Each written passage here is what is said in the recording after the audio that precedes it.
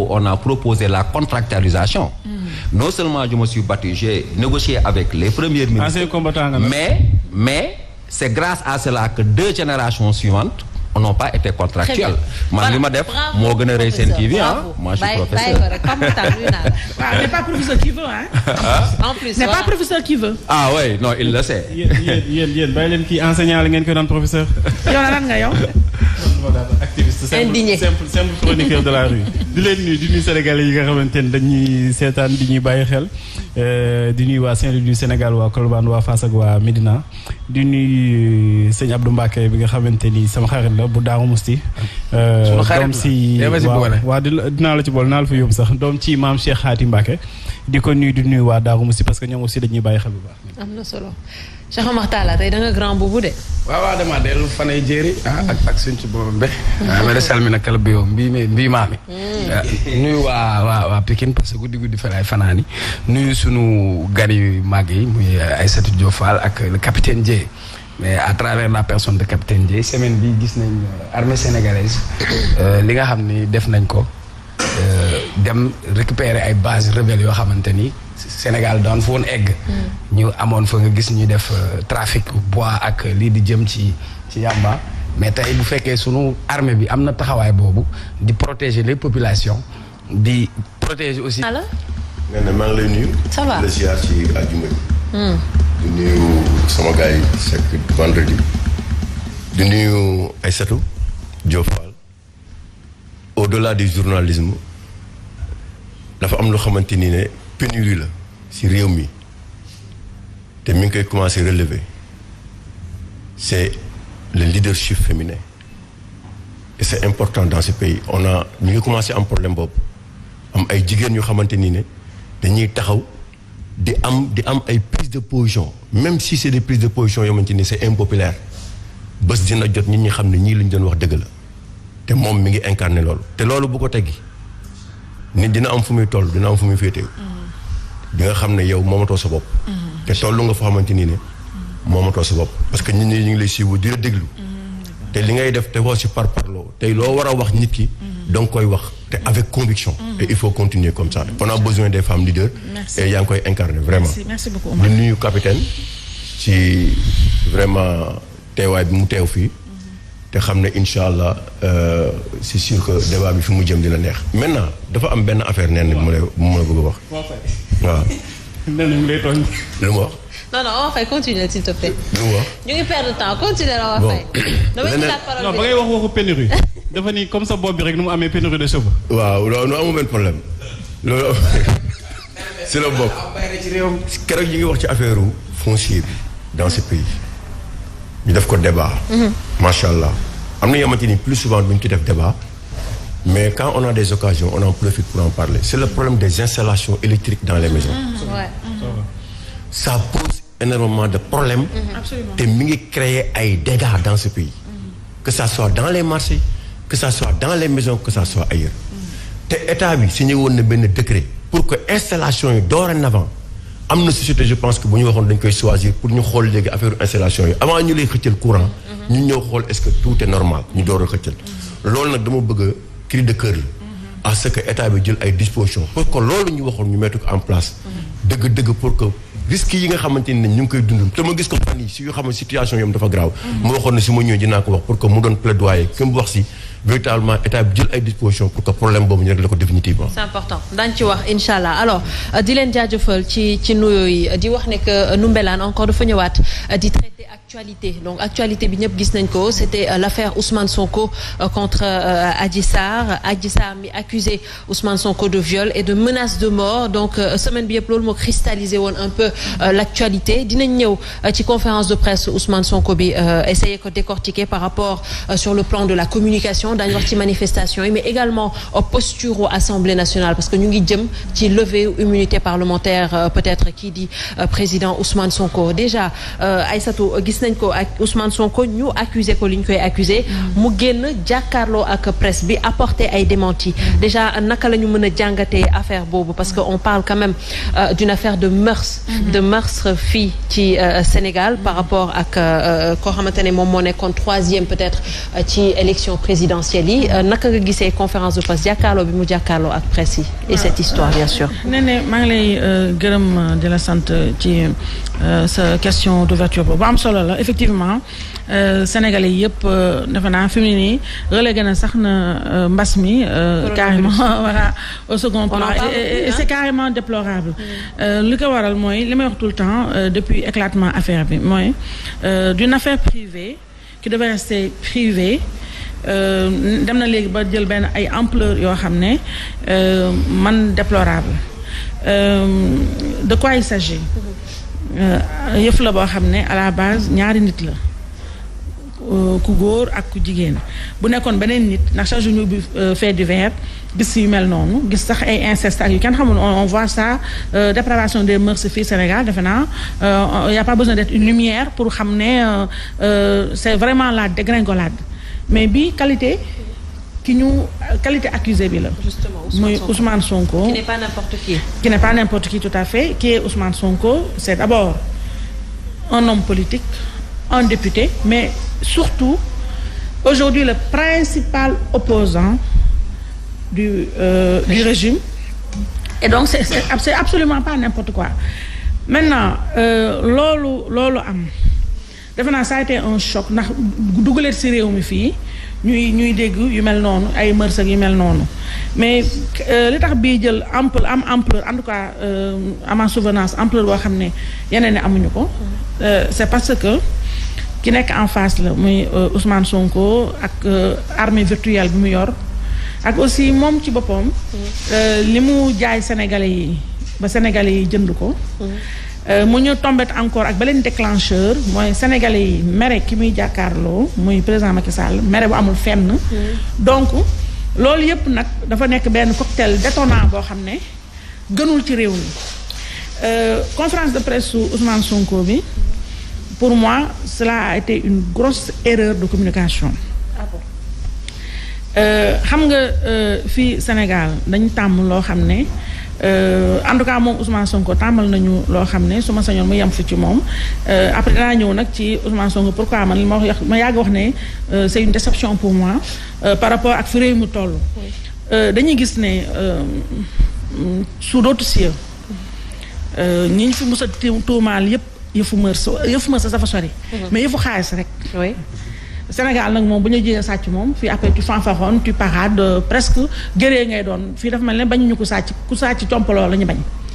alors que fële pour moins que ça les gens démissionnent mais mœurs moom mooy lu rëy lu doy waar loo xam ne kuñ ko teg sa der moom c'est presque un crime de sang sa honorabilité daanu na sa lépp daanu na actuellement ñu suivre France yaa ngi dégg ay Duhamel li xew ay inceste ay nangam ñooñu dañ démissionné seen lépp bii kon Ousmane Sonko ba loolu jógee benn question donc moo doon taraudé esprit àddina bi yëpp. mooy ba premier choc bi mooy lan Ousmane Sonko kii Ousmane Sonko jaay nañu ibaadu la du nuyu góor du nuyu jigéen du nuyu ñëpp loolu lañu jàpp en tout cas. wax nañu ne nit la koo xam ne vraiment très à cheval sur beaucoup de choses moralité nickel. Oui. donc ñëpp nañu ne non c'est pas vrai.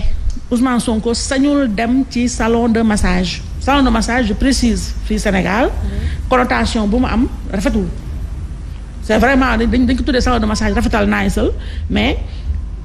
ku respectable doo dem ci salon de massage pour dàmp en tout cas thérapeutique doo fa dem donc ñu bëri nañ ne c'est pas vrai demul toog na 3 jours doo def conférence de presse ci 3 jours yooyu supputation yi di dem bon temps ñëpp naan c'est pas vrai complot la nangam mu ñëw def conférence de presse man conférence de presse bi je suis restée sur ma faim man li ma doon xaar d'abord mooy mu ñëw weddi ne non demuma ci salon de massage bi wax ja fin demuma ci salon de massage bi je porte plainte pour diffamation pour nangam.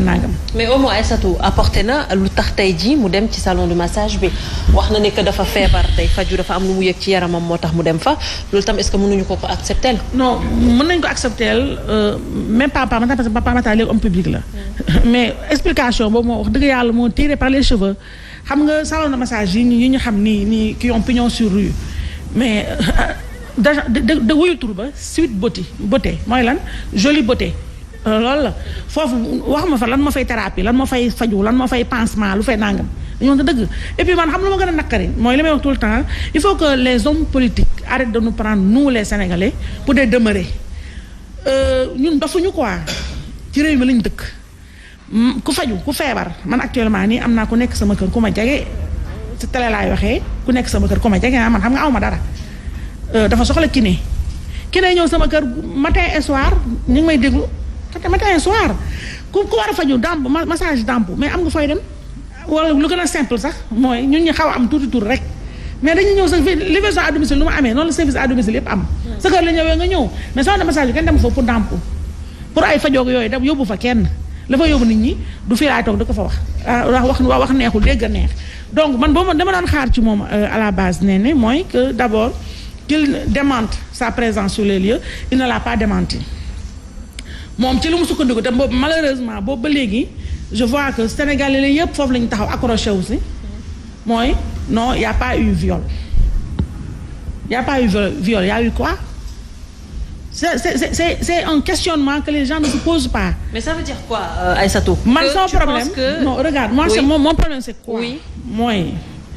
Ousmane Sonko waru woon teg tànkam ci salon de massage. boobu ak beneen bu mu mënta doon pourquoi parce que Ousmane Sonko kilifa la ci réew mi nee na yow mi am na foo xam ni fa nga doon dem démb ba ki dem ba nga nekk lu ba Sénégalais xamula nee na Aïcha Ba doo fa delluwaat sañoo dugg fu ne doo dem fu ne doo dugg fu ne doo wax ak ku ne doo ànd ak ku ne. mais Aïssatou est-ce que débat bi foofu la est-ce que débat bi. mais loolu c'est important ci Ousmane Sonko am na droit dem salon. non nee l'interdit déjà. non s'il juge que tey jii ne que am na pour dem salon de massage B il est libre. c'est son choix. tu sais xam nga je parle sous le contrôle du professeur. tu sais liberté ak choix. ay concept la yu rëy yoo xam ne. mais dafa abyssal sax. d'accord looy dégg olof ñuy wax dans l'imagerie populaire boo nit ku siiw moomatoo sa bopp loolu ngay dégg nañ ko nangu quoi ba pare nag yow ngay jàkkaar lool état Macky Sall tout son rêve Macky Sall yoonam nekku si ay croissance na yéeg ak na wàcc yoonam nekk si moom tout son rêve c'est quoi qu'il n'ait pas quelqu'un en face qui lui dise non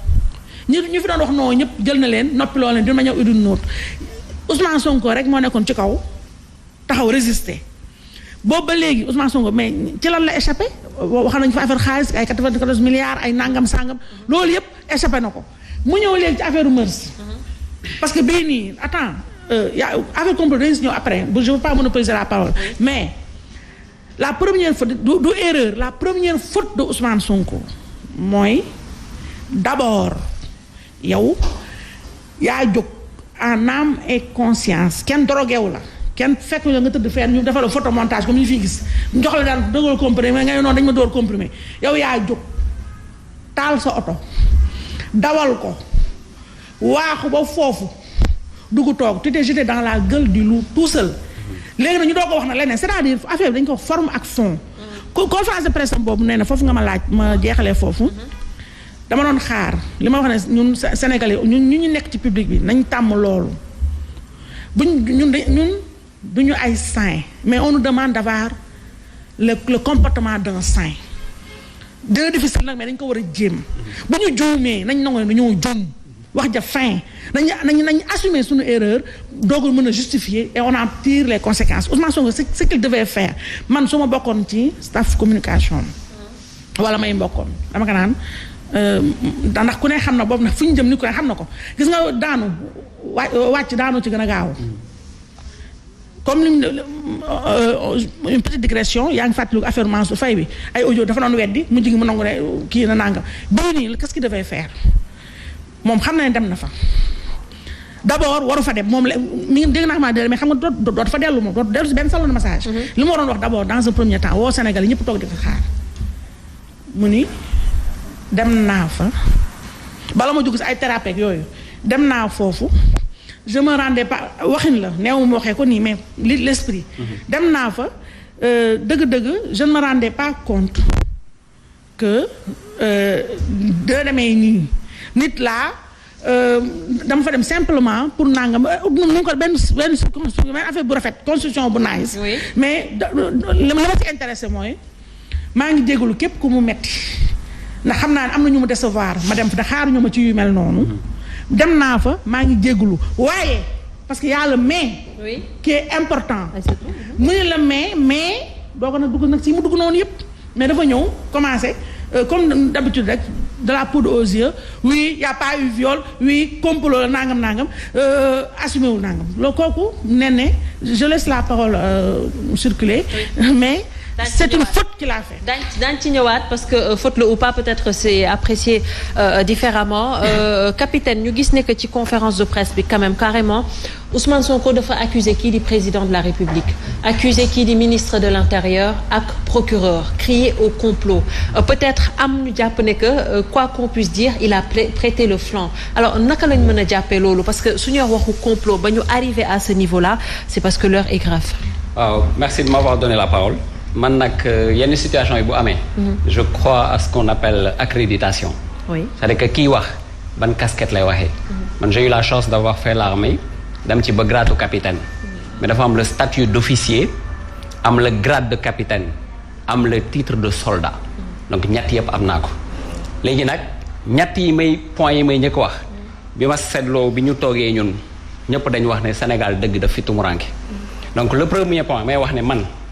ànduma ak Ousmane Sonko idéologiquement. oui politiquement d'accorduma ak moom. li muy wax ci état d'accorduma ci. li muy wax ci franc CFA d'accorduma ci. donc je marque mon opposition politique à lui. loolu il faut mu leer. loolu moo tax ma jàpp ne liñ koy def nii waruñu wax parce que dañu ànd ak moom wala ànduñu ak moom. parce qu'en tant que ku investir ci politique dañuy accepter naturellement l'opposition comme l'alliance. mais liñ nekk di xew nii tey moom la mais suba mën na nekk man mën na nekk keneen voilà donc loolu mooy premier point bi. deuxième point bi man tey je mets un trait sur ma collaboration avec Idrissa Seck si coalition bi laa bokkoon génn naa si tey. waaw génn naa si tey. voilà tey génn naa si tey officiellement. maintenant le troisième point dafa am ñetti nit ñuy wax ci affaire bi ba mu commencé ba tey. te ñett na ñooñu. nekk ñu di aider Ousmane Sonko ils sont en train de l'enfoncer. mooy ñan. premier groupe bi mooy ñi nga xamante ne dañoo farak Ousmane Sonko. c'est militants ou sympathisants. deuxième groupe bi mooy ñi nga xamante ne tey ñoom dañoo am déception ci Macky Sall de telle sorte que gis nga occasion bi prox ndollu lañ ci jaar di wax lu leen neex di def lu leen neex.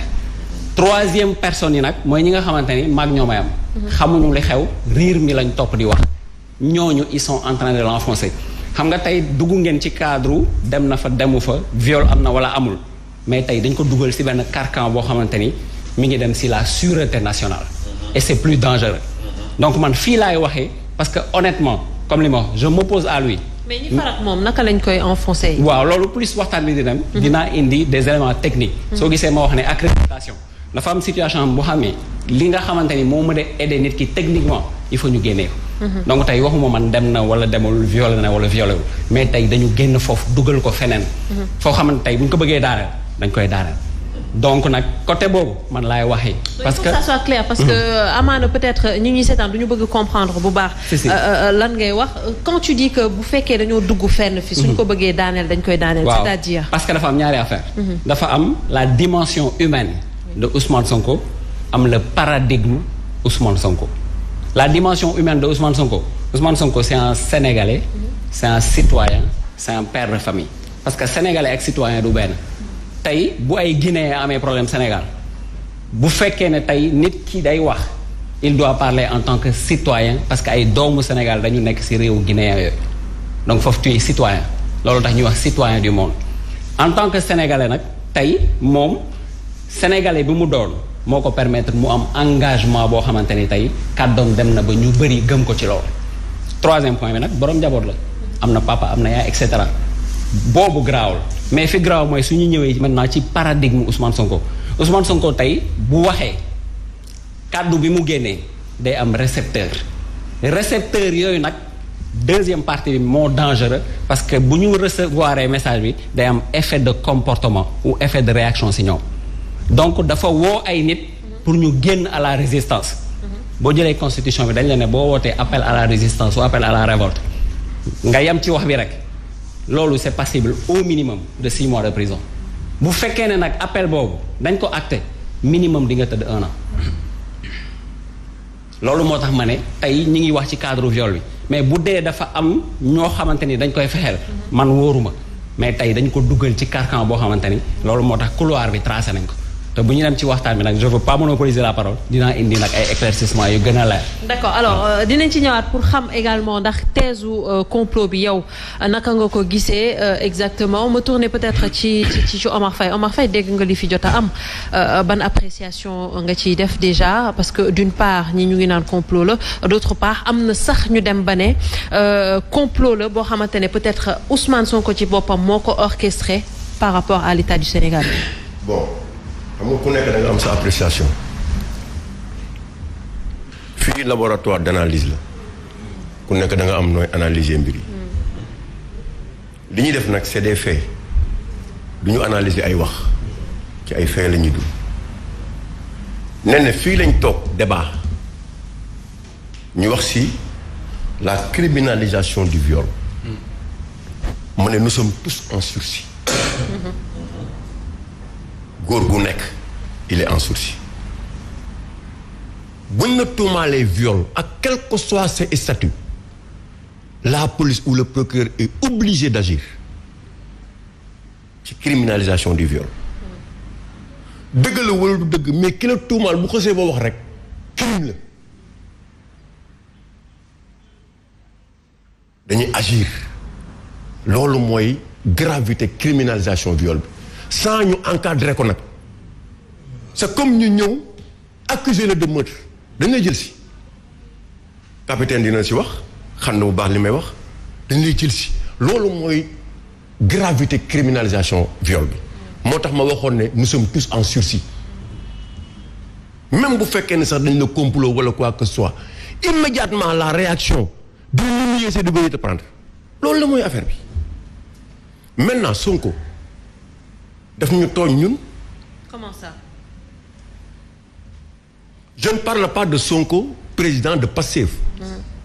Je parle de Sonko en tant que député du peuple. dama bokk ci ñi nga xamante ni ne tey tax na mu nekk député du peuple. keneen ak keneen parce que je fais partie du peuple même ki ci bokkul sax xam nga tax ñoo ko jox oto ñoo ko jox passeport diplomatique. ñoo jox ay jabaram passeport diplomatique ñoo ko jox carburant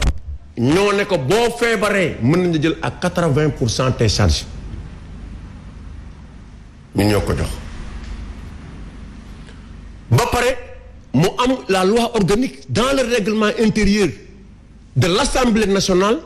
dafa am député bu nekk na nga war a doxawee ci dëkk bi une fois nga nekk député ça c'est l'article 100 moo ko définir ne la lii ak nii nga war a comporter woo nii ak nii nga war a comporter woo ba léegi tu n'es plus une personne ordinaire tu n'es plus n'importe qui moo tax ñu teg dans ces conditions waaw loolu bu amee nen ne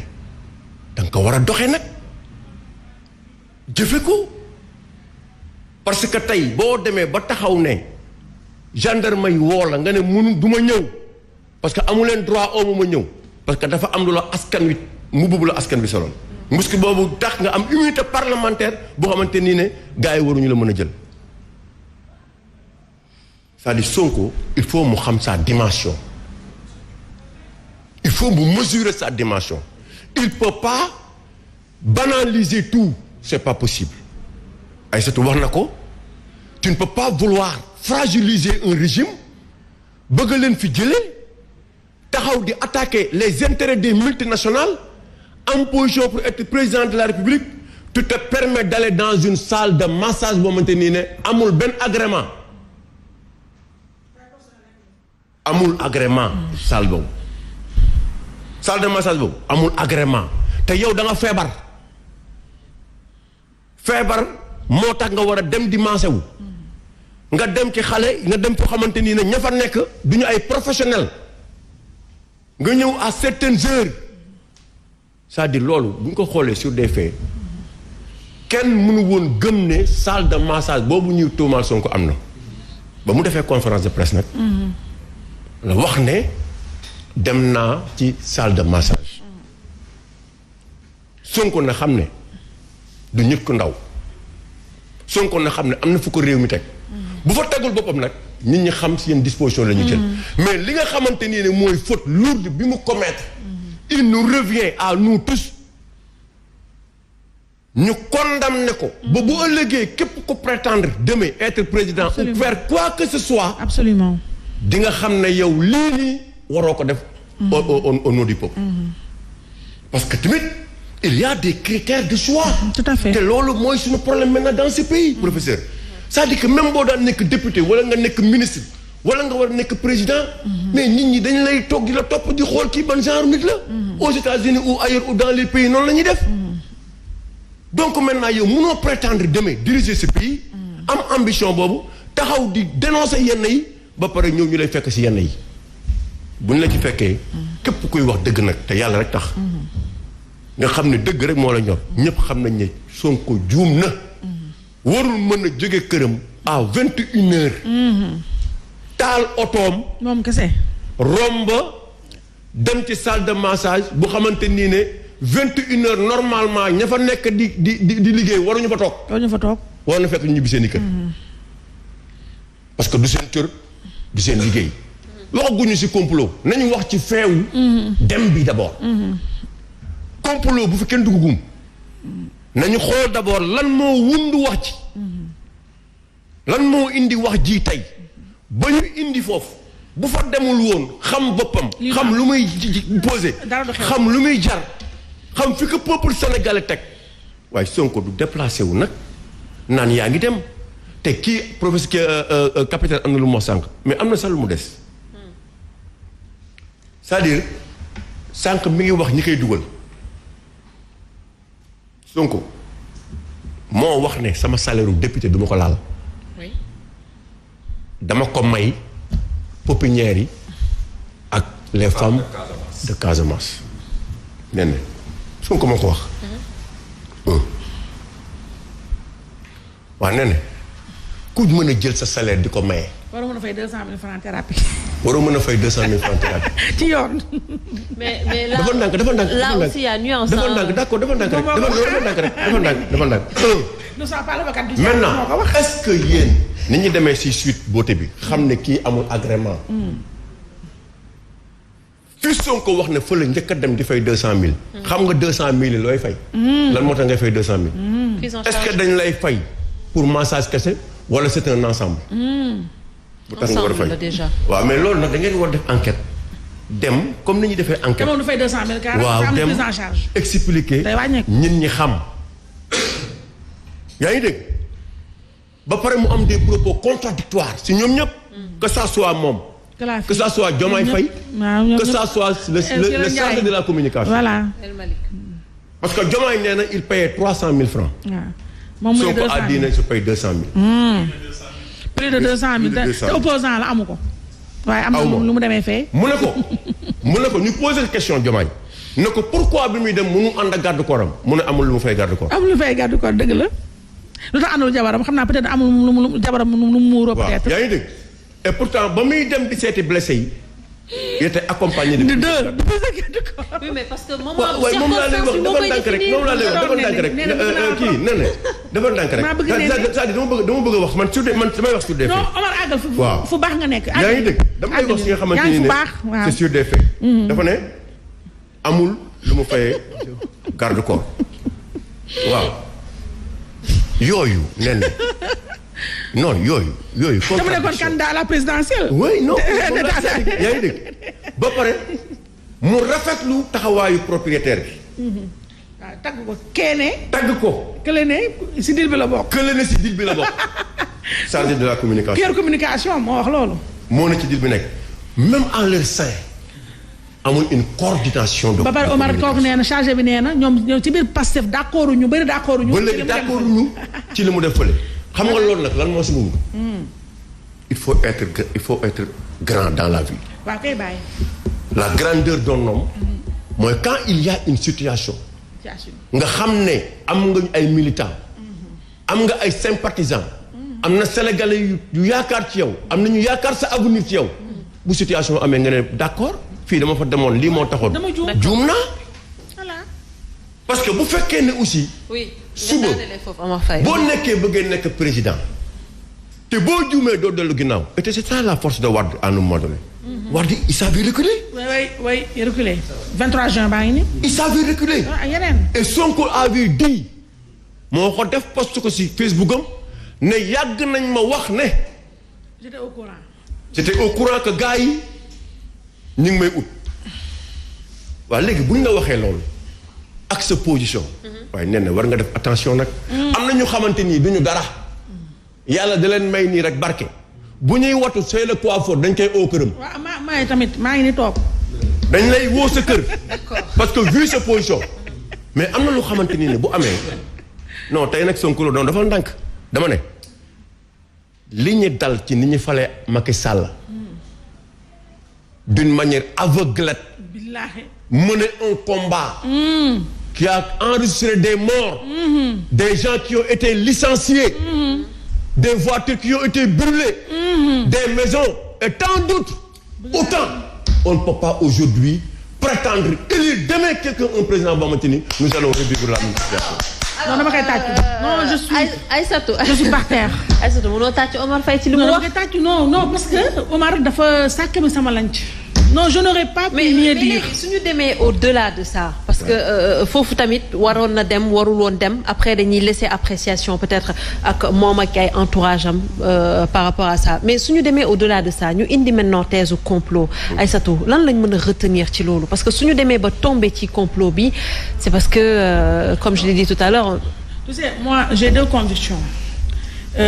sama première conviction mooy viol moom man dama ko écarter. viol ma wax dëgg yàlla du ma justice du ma dara mais gëwuma ma thèse viol complot bi mun naa wax ne tamit mënuma ko écarter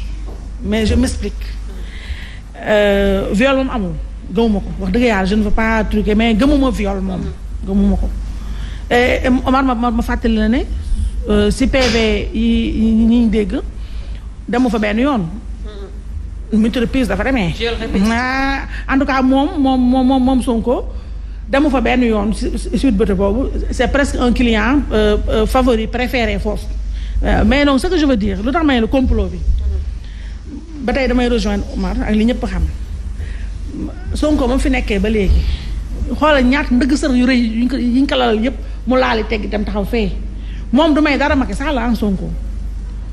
yàkkamte na dara xew ba mu daw woo àddina yëpp ñëw taxaw génneel ñi ay sàcc la ñu ay nii ay nangam dara même ñi duñ ko may dara c'est la règle du jeu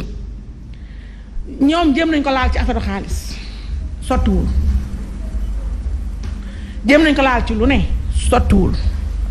bii nag moo nekkoon loo xam ne je veux dire inconcevable kenn mënu woon imaginer un Ousmane Sonko ñu laal ko ci lu mel nii mœurs donc su ma dégloo information yu mujjee génn man beneen côté laa taxawee mooy dama yërëm xale bu jigéen bi la petite là dama ko yërëm. pourquoi ma yërëm ko mooy ne tu es une femme j'en suis une malgré les apparences xale boobu boo dégloo en tout cas yi ma liir ci presse bi wax nañ la ne pap yaayam mi ngi ko ñàkk ba mu amee xam entre 2 ou 6 ans. elle a bourlingué partout ñu ni ko fii nangam papaam la dese dégg nga en tout cas peindre nañ ko salte moom rek comme partout dans le monde quand on parle de viol c'est souvent la femme qu'on accuse xale bu jigéen ni la ñu dóor fàtte l'accusé accusatrice bi la ñuy acharnement bi am nii ci xale bi la presse y a son rôle et je ne suis pas fière de le dire mooy le travail bu simple travail d'investigation bu simple boo xam ne on aurait dû le faire personne ne l'a fait jusqu'ici pourquoi parce que dañuy ragal ñu ni yow da ngay xeex Sonko ragaluñu yuuxu Sonko yeeg saaga son arme virtuelle tout le monde est tombé de presse Sonko Sonko n'a pas besoin d'avocats ses avocats sont dans la presse xoolal imagine-toi lu gën a simple li Sonko wax nee na li femme bee wax doon na fa dem ñëpp nañu demee yàq dem jëli ji Sweet Beauté la propriétaire mais mënoon nañu profité dem lijjanti Sonko fa mu ne 200 000 la ko doon fay man je pense en tout cas indication yi mu joxe je pense que il parle de institut sama maman Rose Wardini je pense moo nekk foofu mu nekk. Rose ku ne xam na ko c'est social. wóor na ma ne man Rose man mii di wax ak yow man Rose gynécologue la amoon naa fi ay quelques soucis yoo xamante ne dama ma ko waxee dafa ma ne te maa fii ñëwal ma ne ko maman damaa yoru da xam damaa ñeme jonte nag ak yërëmtal yoruma dërëm maman man fayaguma la dara man mii rek simple tundum man kese. tundum yow tekk ma dara dalay may Rose Wardini koo xam ko ci social day mayee leer na ma ne Ousmane Sonko mii waxuma sax affaire prise en charge dugg bu demoon foofu rek ba fa yàggoon dem Rose si boppam avec plaisir la koy parce que du n'importe qui fii ci dëkk bi te Rose dina am plaisir ne Sonko dafa fajoon dafa amoon ki moom moo ko faj donc ñu bàyyi loolu mu jàll maintenant la fille mooy thèse complot ba tey laa lay wax la petite moi pour man c'est une écorchée de la vie c'est quelqu'un qu'il faut récupérer elle a été manipulée partout protagoniste affaire bi yëpp pour man dañ ko manipuler elle a 20 ans ne mi ngi doon génn ci adolescence ak le vécu qu'elle a eu vécu boobu mu am prédestiné na ko peut-être mu manipulable dégg naa ne dafa doon dem qu'elle avait 2 boulots amoon na kii de couture ak nangam que bu taxawee fenn di tiituru man pour man day tiituru c'est comme ñun ñii ñëpp Cheikh Omar tey ki lay liggéeyal dina taxaw ne Cheikh Omar bi nekk Sen TV man maa xëy dawal ma fekkeel dañ koy tiitaroo donc la petite tamit bu gisee Sonko foofu da koy tiitaroo dégg naa ñu naan ci PV yi oui danoon laaj ci Sonko tout le temps parce que daf ko def fierté fii ku siiw fii ku am tur ki la yor amul tur da am fierté ne man maa ngi defaral nit ñi donc la petite taxaw na fu ne ça c'est sociologique professeur après bëgg naa la ci dégg donc mi ngi tiitaroo ne moom mooy maase Sonko moo koy nangam mooy nangam xale la elle est jeune elle a fait un truc de fierté elle exhibe comme ça léegi nag bu demee wax noonu ñamuy waxal dégg ca loola bëgg nañu attaquer Sonko wax neexul dégg neex xëy na ñoom xamuñu woon sax ne waa moo wër na ma est-ce que exhibé wuñ ko comme trophée non fa laa jëm fa laa ñëw moo damay en fait la vraie victime la multi-victime c'est la petite tu sais pourquoi parce que elle est naïve on a profité de sa jeunesse et de son vécu personnel et on continue encore à la massacrer tu sais pourquoi je m'explique cher Omar regarde donc la petite elle se vante de ça gis na Sonko qu'elle voit à la télé nangam man maa koy maase elle le dit partout léegi nag fu ñu ko waxee noonu te lu ma leer mooy ñi ak sa renseignements généraux yi xamoon nañu ko ne c'est péché mignon Cheikh t'as un péché mignon j'en ai un professeur aussi ñun ñëpp on n'est pas des saints mais ñaanuñu yàlla suñu yëf yi ñuy nëbb mu ne fas ci àddina ñu ngi koy nëbbatu mais comme Sonko c'est quelqu'un qui a les positions qu'il a fii ak le profil qu'il a au Sénégal ñii xamal nañ ko ay affaires yoo xam ngay bagages yoo xamante ne dañu xaar occasion pour songu ko mu may leen ko ne sur un plateau d'or donc la petite pour moi le scénario que je me suis imaginé je peux me tromper donc la petite toog na di wax di ko fawee di waxtaanee loolu Sonko nangam am ku mu dal ci nopp yu baax yi ñu ni kee attends après machine bi nekk en branle léegi l'autre là Sonko toujours lui il a fauté c'est lui-même qui s'est tiré une balle dans le pied muy kon ni dafa dem mais la petite là nga xam ne kenn n'a rien compris xale la elle est manipulable corvéable à merci léegi ñee profité aussi parce que man mënuma réfuter tey complot et je dis c'est de bonne guerre parce que boo nekkee ci espace public bi comme ñun ñi ñëpp ay grande gueule ñoo fi nekk wax naa ko sànq di dóor dañ lay dóor aussi nga encaissé muñ noppi onk daa jàll c'est la règle du jeu da ngay dóor ñu lay dóor loolu la day dóor fee ñeete mu ñu amee occasion dañ koy rendi ñu mu doxalee occasion ñooñu ne profité aussi daal ne attention Sonko mi ñuy jaay ibaadu partout dans le monde naan ñun ay sàcc lañu ay nangam lañu mais on va montrer aux Sénégalais le vrai visage de Sonko et puis voilà moom mu dem donc moo tax man complot bi dama ko weddi mais xam nga man complot bi pour moi c'est secondaire. ni nga bëgg a jël teg ni ci kaw nëbb le vrai drame. c'est quoi le vrai drame c'est quoi. mooy lu Umar wax sànq ma yàgg koo xam man ci yenn plateau mooy moralisation de la vie publique. waxuma je parle pas politique parce que dans le public il y a tout dans politique c'est réducteur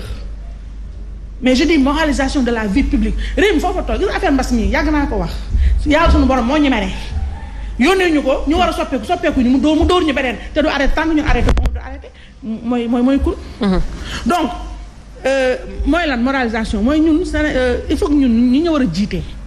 ñu am suñu complexe bu ñu amalee complexe yàlla mooy wax dëgg ñeme dëggu xam nga dëggu mooy lan mooy nga nangu d'abord na yow tu n'es pas jógewoo ci cuisse Jupiter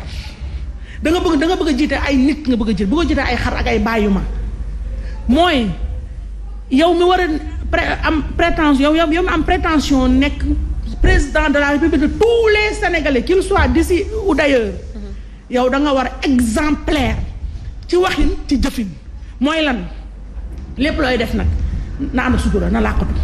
na bëgg mais boo weeree sa bopp ñëw di ñuy jaay loo xam ne ñëw na xool Sonko 2020 ba léegi succession d'erreurs yi muy def ba tey mu am armée ñu koy jàppale bii nii mooy lan mooy c'est la goutte d'eau nag qui a fait dégg naa ma Mortal Kombat baa ngi doog a am parce que effectivement dafa laal bu rëy mooy il a fauté quand on faute en politique yàgg nañ ko dégg on le paye cash moom na ni mu ko bëggee payer cash man loolu laa d'accord parce que c'est pas fair play mooy lan mooy complot moom man lu ma leer mooy y a la main de l'autre dedans c'est clair et net man gëm naa ko y a la main de l'autre dedans. Mais Aïssatou, oui il a fauté, est-ce que c'est pas un jugement que tu es en train de porter sur son non jugement xam nga jugement de valeur la c'est qui est différent d'un jugement de tout c'est parce que c'est quand même un délit d'opinion actuellement il s'agit d'une bataille d'opinion ndax ku dee ci marché ba ñu tàggale ci marché ba dajale ci marché ba ndax je suis obligé comme tout le monde d'avoir un avis sur l'acte qu'il a posé c'est un acte qu'il a posé acte bi man wax naa la Pa Matar li ma doon xaar comme tout un chacun mooy qu'il démente xam nga bu démentiroon xam nga wax dafa wax day toog ci chaise wala mu toog ci banc daanu bu démentiroon sa présence sur les lieux ce serait un non-événement une non-affaire mais dès l'instant où Sonko taxaw foofa weddiwul sa présence weddiwul ne xam na vie bi weddiwul ne na au contraire dana wax naan ay dama doon ñuy maasee exemple yi ki xam nga qui s'explique qui s'excuse s'accuse explication bi ñun ñii jàng nañu rhétorique jàng nañu tam élément de langage yooyu am na yoo xam ne boo loolu dofuñu mais fi ma bëgg a waxee nee na pour ne pas monopoliser la parole mooy man je suis un peu écœurée aussi wax naa léegi na du traitement médiatique qui est fait de cette affaire là parce que damaa bëgg y a la présomption d'innocence qui est applicable aussi bien à Sonko qu'à la fille mais aujourd'hui boo xoolee bu baax Sonko si te permet aujourd'hui génn di parader dem di kii ñu koy tàccoog di ko def naa def istap ay benn foule tout ça l'autre la fille et se taire pourquoi parce que tout simplement dañ nekk ci réew moo xam ne réew mi manipuler dafa yomb il suffit de venir et Sonko il se connaît tellement bien dans ce registre là la victimisation martyrisation action yu bëri yooyu yëpp daf ko lu mu xam ne lu mu mën la te malheureusement xam nga pathos boobu sénégalais professeur je parle sous ton contrôle le pathos là sénégalais dañ gëm loolu parce que ce sont des gens super affectifs donc moom traitement médiatique bi d'accord moom gis nga présomption d'innocence bi Sonko am na armée ñu koy défendre ñu ngi ci presse bi ñu ngi ci mbedd bi di ko défendre mais nañ xalaat tamit xale bi elle a été manipulée de partout c'est quelqu'un qu'il faut récupérer nañu intéressé tam sur sa vie li ma éclairé aussi mooy la position des organismes dits féminins yooyu man je dis tout le temps moo tax léegi ma ne apparence fii c'est parce que man Sénégal leneen lu ma metti aussi mooy en tant que femme fii Sénégal malheureusement dans les partis politiques dama yàgg wax ne rôle folklore yooyu jigéen lañ ko doon jox moo tax fii da nga yéex a gis jigéen mu accéder à la magistrature suprême parce qu'on ne nous prend pas au sérieux on est dans une société super machiste et malheureusement nous les femmes on prête le flanc comment mooy amuñu benn solidarité entre nous dañoo bañante dañoo regarde affaire bi am xale bi nga xam ne c'est comme un drame qui se passe fii yooyu mënoon nañu femmes yooyu ñoom ay sigil jigéen les autres réseaux mënoon nañu teer seen querelle yi parce que surtout le réseau sigil jigéen lan la wax pour moi un communiqué qui n'avait absolument inapproprié génn naa non ñii di wax xaw ma leen mais est-ce que sigil jigéen mooy kan ba war a xam képp ku génn képp ku créé ne da ngay défendre jigéen pourquoi nga war a sukkandiku ci sigil jigéen donc le débat était ailleurs. Le débat c'était quoi mooy jigéen ñëpp dañoo waroon def benn bloc autour de cette petite là ramener ko récupérer ko défendre ko xamal ko parce que pour sauver sa vie elle a 20 ans. Sonko il a quel âge léegi xale boobu nga xam ne qui n'a pas été gâté par la vie ñu waroon ko récupérer suba pour éviter ko mu nekk benn objet boo xam ne que les gens se passent par dañoo waroon solidariser wu ba pare les avocates les femmes juristes moi j'aurais bien aimé tey jii la petite là qu'il y ait benn bouclier de femmes autour d'elle yaa ngi dégg ay juristes ñu jàppale ko les femmes juristes là devaient se prononcer ñu jàppale la petite woo ko d'abord soutien psychologique et moral xamal ko li mu def et puis bañ ko massacrer ci mbedd bi. Très bien alors peut-être ma jox Cheikh Omar Talla yow tamit nga joxe sa appréciation laata may ñëw ci. waaw sama appréciation damay apprécier la belle citation de Al Maktoum. sunu maam. mu ne dans une démocratie il ne peut y avoir de menace plus inquiétante que de vouloir à tout prix éliminer les hommes qui incarnent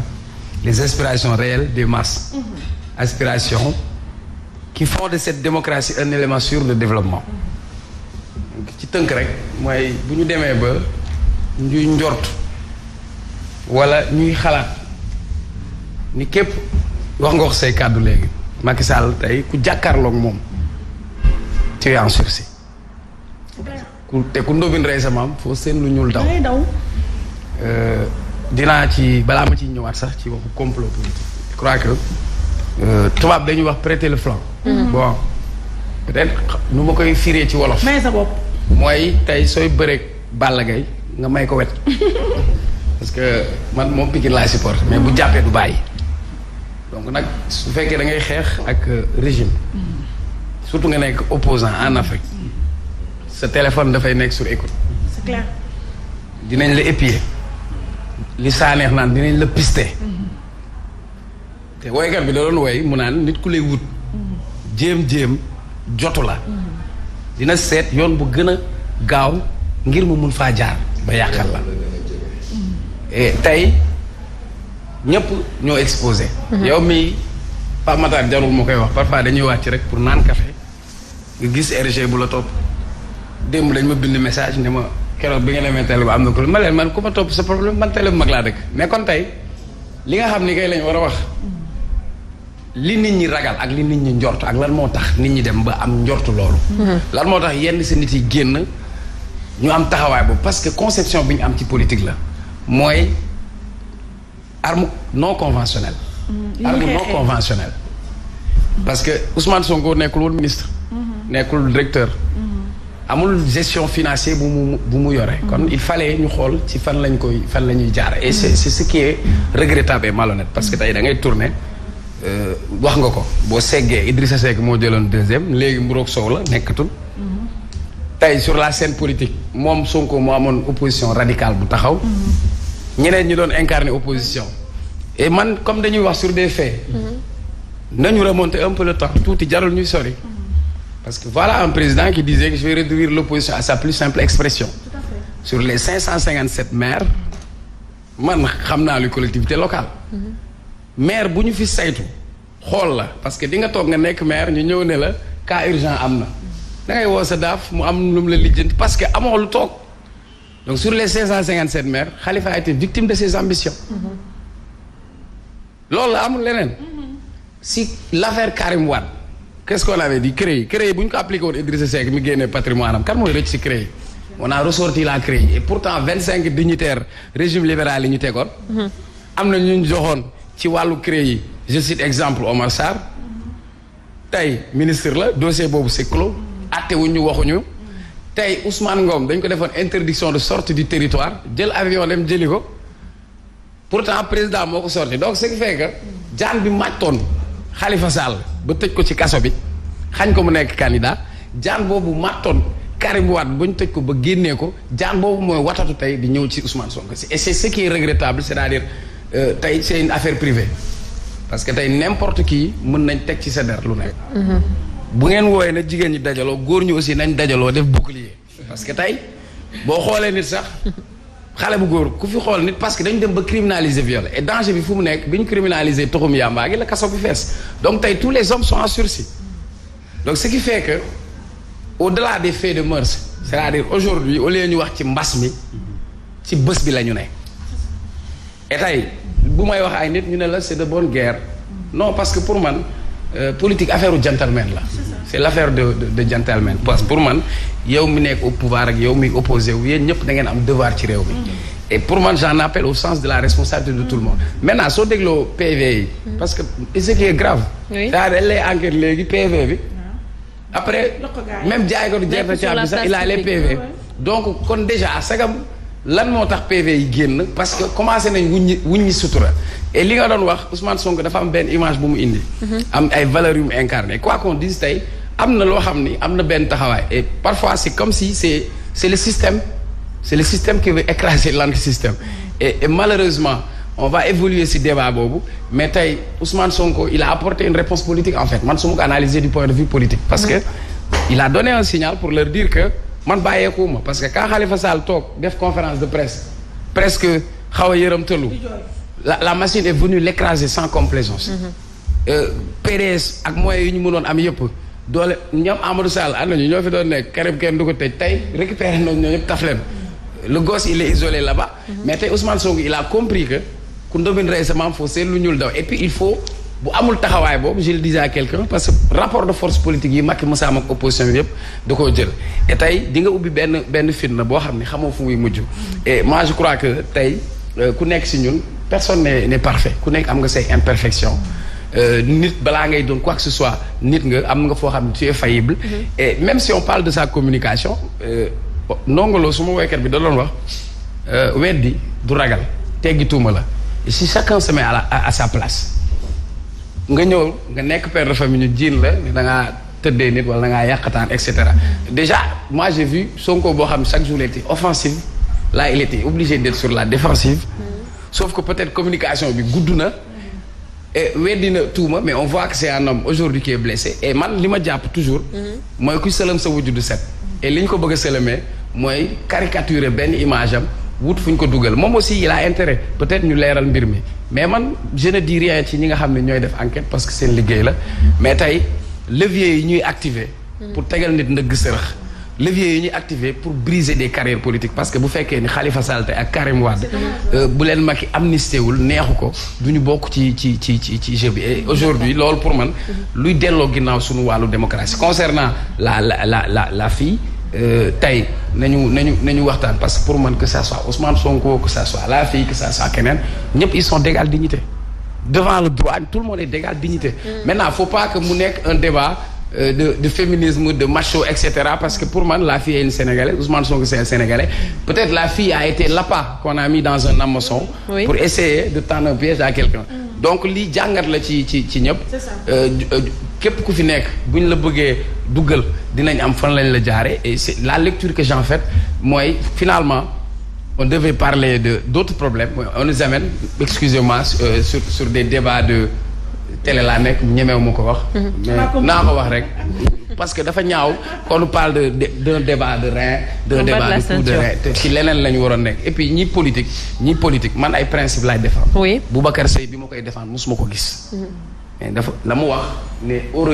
Union européenne li mu financé ñu jël ko téye ko je l'ai défendu Guy Marius Sagna bi ñu koy téye ma ànduma ci ni ñu ko téye bu ñu téye Khalifa Sall ànduma si demain si Macky Sall est victime aussi d'une injustice je serai toujours là parce que pour man question de principe la et que il faut tamit ñu am ci base yoo xamante ne ci la ñuy jàpp nee na balaa may daaneel rek fan yii daa journal britannique qui parlait de recul démocratique et cetera tey am na loo xamante ni suñu ay valeur démocratique la yu ñu am comme da ngay wax nañu moraliser nañu assainir tey au Sénégal sàcc ay milliards dox ci mbedd mi c'est pas un problème def bu ne weng c'est pas un problème dem wut machine wu faux billet def ko c'est pas un problème mais tey benn image bu ñuy jël nit ki di ko xoolee et comme yaa ko waxal sa bopp man nekkuma fa fekkewuma xawma lu fa am ku nekk fii rek sa xel ak sa interprétation ngay am mais man ci li ma njort li ma jàpp boo gisee xar mu ne mbee tabaski dafa gis yeneen moroom xaram yu ñu tër rendi leen. d'accord donc xar boobu nag su amee bopp il faut mu yuxu wàllu. ma retourné ci capitaine Dièye parce que tout à l'heure da nga waxu sécurité que mën na poser benn problème de sécurité ñu gis ne que ci ëllëg sa ci lundi bi mu amoon ay manifestations yu tar manifestation yooyu dem ba occasionné ay débat donc ñuy laajte donc bu fekkee lii tey jii prospéré na fan lañ mën a jëm par rapport à la sécurité. voilà loolu moo tax nag même dans son développement dafa wax lu am solo parce que dafa tudd Ousmane Sonko tudd Khalifa Sall tudd Karim. seen profil yi du benn loolu moo tax si thèse complot bi moo tax ma ñëw en amont di wax la dimension humaine ak le paradigme de Ousmane Sonko parce que dama doon ñëw ci état foofu lay amee sens paradigme parole bi comme moom bu waxee day am effet de comportement foofu noonu dafa am ñaar yoo xam ne moom si boppam daf ko war a moytu il faut mu moytu boppam ci kaw bëgg-bëggam il faut mu moytu ñi mu àndal si kaw li ñu koy pousser mu wax wala mu def nga doog a ñëw maintenant ci paradigme politique bu Ousmane Sonko tey dafa nekk nit koo xam ne dafa may sénégalais yu gëm li muy proposer son projet de société. ba pare nag ñu doog a ñëw ci paradigme étatique bu Ousmane Sonko. donc dafa am tey lu ñuy wax à l'épreuve des dimensions de l'État. des 5 dimensions. capitaine Dogumal en parlant de paradigme. toll lañ foo xamante ni. Macky Sall nekkoon président assemblée nekk premier ministre. bu fekkee moom si boppam il appelé à la résistance. wala jàpp nañ ay militants. Grand Yoff mu woote. est-ce que paradigme boobu duñ ci boole ñëpp c'est-à-dire tous les hommes politiques quand tu te sens acculé. tu appelles à la résistance. parce que jàpp nga ni fii ñu la jëmal. boo amul taxawaay une réponse politique boo mën a apporter. gars yi écrasé la est-ce que ça paradigme boobu doo si boole ñëpp des hommes politiques. looloo tax ma wax ne dafa wax Ousmane Sonko wax Khalifa Sall et cetera parce que raisonnement bi su ma continuer ba ci biir. damay dem ci dimension wu état yooyu. dama ne à l'épreuve des dimensions de l'état état dafa am 5 dimensions dafa am dimension bi njëkk bi c'est la dimension politique de l'état léegi ki taxaw en tant que sénégalais ne moom dafa bëgg nekk président de la république première épreuve bi mooy épreuve politique boobu xam nga lu tax ma nekk épreuve politique tey capitaine Dièye su fekkee ne su waxee dafa am sénégalais yu koy bàyyi xel da ngay gis ne épreuve yooyu état nag daf la ciy dugal léegi nag dimension yooyu tey dafa am dimension cachée de l'État, dimension apparente de l'État, dimension sacrée de l'État, dimension spirituelle de l'État. Donc yow di nga jug di wax ak Macky Sall en tant que chef de l'État mais Macky Sall n'est pas l'État ñu bëri xamuñu ko. donc lii moo tax ñu bëri dañuy dugg ci problème boo xamante ni finalement dañuy mujjee réer. léegi nga xam ne boo ñëwee ci dimension yi ma dimension cachée dimension apparente dafa am ñaari ministères yu am doole Sénégal. am doole fépp ci àdduna bi ak gouvernement bu mënti doon muy ministère de l'intérieur. ak ministère des forces armées. oui forces armées soo leen gisee duñu wax duñu def dara ñoom ñëpp ils sont muets comme une tombe. mais ministère de l'intérieur après moo ñëw parce que moo ëpp doole sax ministère de la justice. foofu noonu boo ñëwee da ngay am ñaari affaire da ngay am information am renseignement. information dañ naan professeur Sanoussi Ba mi ngi Sen TV information boobu lu leer la mais renseignement day ñëw ne la professeur bi mi ngi Sen TV 3e étage LPS. yére bii la sol diw ak diw ak diw la toogal lii ak lii la ñuy wax. mais tout ça pour dire quoi capitaine. tout ça pour dire que ñoom dañu jàng Ousmane Sonko son profil ba xam mooy kan léegi nag ñu tracé ko benn couloir boo xamante ne dañ xam ne kii. bis bu ñu waxee lii ci moom non seulement il va refuser. d'aller déférer à la convocation. deuxièmement il va appeler les gens à la résistance léegi nag li ci gën a grave mooy moom. base am fan la. Casamance 81 ba tey ñuy guerre Casamance. moo tax atteinte à la sûreté de l'État foofu lañ jëm ak moom. et je donne un exemple très précis. donc tu es en train de dire que. li xew ci cité Keur Gorgui c'était voulu par l'État du Sénégal. que ils ont provoqué Ousmane Sonko. di xaar si ñoom ñu taal pour ñu wane beneen image boo xamante ni quelqu'un de belliqueux quelqu'un koo xamante ni dafa entre guillemets daal comme rebelle bu ñu ko doon caricaturer. moo tax may wax à l'épreuve des dimensions de l'État yow da nga bëgg nekk njiitu réew bu Sénégal kon ça veut dire que ñi ngi xaar si yow grandeur hauteur mais surtout nga ànd ak sa sago. kon ça veut dire que ku mënul éviter tey jii complot mënoo tey jii. ça va être très difficile pour nga egg moo tax ma wax à l'épreuve des dimensions de l'État. moo tax man la bu ñu nee le chef de l'État Macky Sall tey ay militants dañoo dem meeting campagne et cetera ba ñu ne léegi Macky Sall fal nañ ko njiitu réew. léegi pour mu nekk chef de l'État boobu c'est un subordonné de quelqu'un mooy ñëw takkal ko ay symbole pour mu mën a nekk chef de l'État mais c'est pas lui l'État. D'accord. Donc bu ñu duggee ci couloir boobu noonu léegi da ngay gis dañ lay defal couloir boo xamante ni mooy couloir de la justice avec des compartiments. mais yaa ngi doon wax waxu Casamance est-ce que ça a un rapport aujourd'hui par rapport ak arme bi liggéey bi ñu fa daan liggéey fan yi. Personnellement je suis plus à l'intérieur. xamuma exactement ndax dafa am lien ou pas mais ci koo xamante ni daal base am conflit dafa am depuis plus de 30 ans. kooku noonu tey am na lu bëri loo xamante ni waru ci dugg. Mais est-ce que c'est pas une occasion par exemple comme li nga wax. Parce que moi aussi je dis quand j'appelle à la responsabilité de tout le monde. C'est-à-dire on est sur des poudrières. déclencher ay étincelles parce que man waxuma ko président moo toog. dëgg la mu ne am na ñoo xamante ni. nga bañ leen téye wala dara indi fitna. parce que déjà moi quand je le dis. dañu indiwaat débat au régionalisme. souvent les gens le posent. c'est-à-dire nit mënoo bañ fu mu dëkk.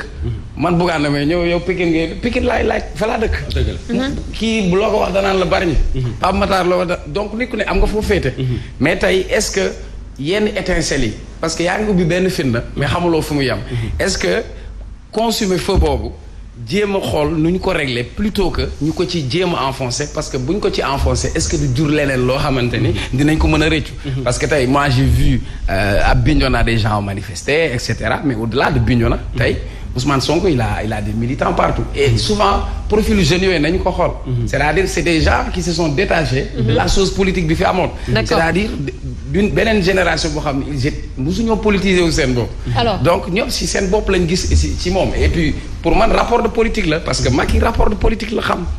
alors bu fekkee nag bàyyi na noonu ñu jël ko tënk yóbbu.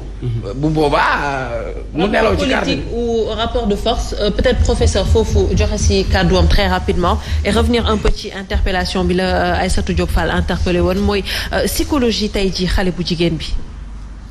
waaw xam nga psychologie bi xale bu jigéen bi Aïssatou wax na dëgg c'est la psychologie de tout être humain.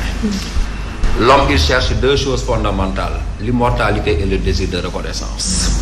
Platon l'a déjà expliqué alxuraan wax nañu ko. Iblis sax ba muy bugg a génne Aadama ak Awa xam-xam la leen dig ak immortalité donc désir de reconnaissance mooy nit wax na dëgg am na ñoo xam ne nii tey dañuy toog ne man non dama bugg a photo ak Néné Fall. wala Aïssatou Diop Fall xam naa ko wala capitaine Ndiaye sama waay la. nit si dafay wax mu ne méfiez-vous des gens qui portent votre nom et que vous élèvent en réalité ils s'élèvent par rapport à votre propre nom loolu elle a parfaitement raison et là aussi où elle a raison xam nga Jean-Paul Sartre dafa am benn trio bu muy wax liberté choix et responsabilité damay wax sama élèves yi quand quelqu'un lève la main pour dire je suis libre de faire quelque chose qu'il lève l'autre main pour dire j'assume mes responsabilités sinon ce n'est pas une liberté c'est une lâcheté man Omar Faye c'est-à-dire que pour man yow débat bi li nga wax foofu la nekk kan moo ñu war a jiite mais ça n'a pas commencé avec Sonko si. Encore une fois on va me tirer dessus mais moi je vais monter plus haut oui parce que Talla wax na fi Karim ak ñooñu dëgg la mais Ablaye Wade il a eu son Idrissa Seck génn na vidéo si c'est la vérité ne Ablaye Wade moo yónni ay nit vidéo baa ngi nii ñu ñëw këram ne dañ koy fuyate mu ne leen yéen fekk leen fa dara li ngeen ko jiñ dafa yomb am ngeen ko au moins mun ngeen ko fa teg ñu jàpp ko ma ñëw non Talla xam nga s'il te plaît dama lay dimbali rek waaw non xam nga s'il te plaît man li nga may wax lépp maa la ko gën a xam da nga may bàyyi rek ma analyser moom moo gën a rafet parce que comportement silence dafa bokk ci personnalité la capacité d'écoute c'est très important très bien Senghor a eu son Lamine son Mamadou Dia vidéo baa ngi nii il l'a accusé 12 ans ba mu gumba Senghor a eu son Mamadou son Cheikh Anta Diop génn na ko réew mi tas parti politique am asphyxié ko ba aujourd'hui kenn xamu ko moo tax Boubacar Boris Diop mu bind livre bi ne c'est que on a fini pas un livre article par accepter l'inacceptable et ça n'a pas commencé avec Macky Sall je le dis toujours Macky Sall il ne fait que lire l'histoire du peuple sénégalais et il sait que le peuple sénégalais li Cheikh Bamba Dièye bind c'est un peuple qui fan sàcc qui fan fenkat Cheikh Bamba Dièye moo ko bind ñin fi woo ñëpp tey di leen fan ce sont des gens qui ont fait un maximum de mal à ce pays c'est ça la réalité que les gens n'aient pas l'esprit et l'honnêteté pour le dire c'est une question de paradigme et de perspective man yooyu am ma ci ay problème par rapport à Sonko xam nga Néné dafa am benn waay buy wax mu ne en politique toutes les vertus ne sont pas récompensées mais tous les vices sont punis. Tous les vices sont punis. Et ce qui est sûr et certain c'est que Sonko leeroon na ko ni il est surveillé comme du lait sur du feu. C'est une évidence. waxuma la Sonko mais ñun ñi nga xam ne ñoo nekk ay chroniqueurs fii kese nga xam ne amuñ ambition nationale pour le moment en tout cas nous sommes surveillés. C'est sûr et certain. On a montré que état bi demoon na ba nga xam ne des khalifes généraux daf leen mettre woon sous écoute. nit ci dit que l'état est un monstre froid. loolu c'est la réalité de l'état. Il a beau être sacré il a beau être ouvert l'état est un monstre sacré. Amadou Hampâté Bâ dafa wax mu ne su dara amee dafay dépendre rek ci ki ko def xam nga man tey bu ñu ma jàppoon jàpp Sonko jàpp keneen ñu ko presse bi di traité du doon benn. Exactement. nee na quand un chef religieux moo tax mënul nekk une affaire privée dans le fait c'est une affaire privée. Mais dans la réalité ça ne peut plus être une affaire privée parce que dafa am 5 choses yu dugg en action. Amadou Hampâté Bâ mooy bind dama koy lire rek mu ne d'abord si un chef religieux ou un chef temporel et Sonko c'est un chef temporel parce que quoi que l'on puisse dire aujourd'hui tey Sonko n'est pas n'importe qui. Oui. nee na quand un chef temporel ou un chef religieux fait un crime 4 ñooy dugg d'abord situation sociale am dafay dugg kii kan la est-ce que kii khalife général des Mourides la ou bien est-ce que kii Bougane Gueye Dany la directeur Sen TV ou bien est-ce que kii professeur Sanusi Ba la professeur de philosophie ou bien kii est-ce que capitaine Dièye la ou bien kii Astou Diop et cetera dafay dugg situation personnelle bi nga nekkoon instant bi ngay def crime bi dafay dugg parce que Sonko bu fekkoon daf ko def alors que aujourd'hui il n'est pas celui qui aspire à diriger du mettee nii. Quatrièmement bi nee na li ñu tuddee la rumeur ambiante dafay dugg waxkat yi yokkukat yi ñambaaskat Facebook bi xoolal boo duggee Facebook le pays est divisé ñee ngi saaga Sonko ndey ñee ngi koy tagg. nee na beneen bi nga xam ne nii moom moo koy gën a garaawal nag c'est la crédibilité du peuple. Les peuples nit si dafay wax mu ne. La folie chez les individus c'est une exception mais dans la folie c'est toujours une règle chez le peuple c'est toujours une règle xam nga nan laa koy xamee ñun suñu nekkee classe di jàngale gis nga élève bi su nekkee ci biir classe bi mun na la défier mais gis nga bu ngeen génnee ba ngeen wéet rek mu sëgg c'est ce que les sociologues appellent l'effet de foule. xam nga l'effet de foule ci nan nga koy nattoo tàccu gis nga bu ñu toogoon fii tey talaa wax dara mu doon lu jàpp suñu xol yi kenn du wax tàccu la ñu ñëpp ay tàccoondoo kenn waxul sa morom tàccu effet de foule lay doon. Donc Sonko man ce que je n'ai pas compris il y a 2 possibilités ou bien il est extrêmement naïf ou bien il joue un jeu dangereux. Parce que naïveté mënta weesu yow li Astou Diop wax toujours nga sulli nit ay mbóot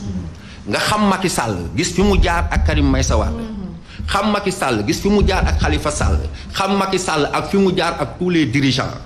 Tu te permets en tant que l'homme le plus surveillé et le plus recherché de ce pays dem di futteeku ci ay nit naan da ngay dem di maase wu man loolu metti na ma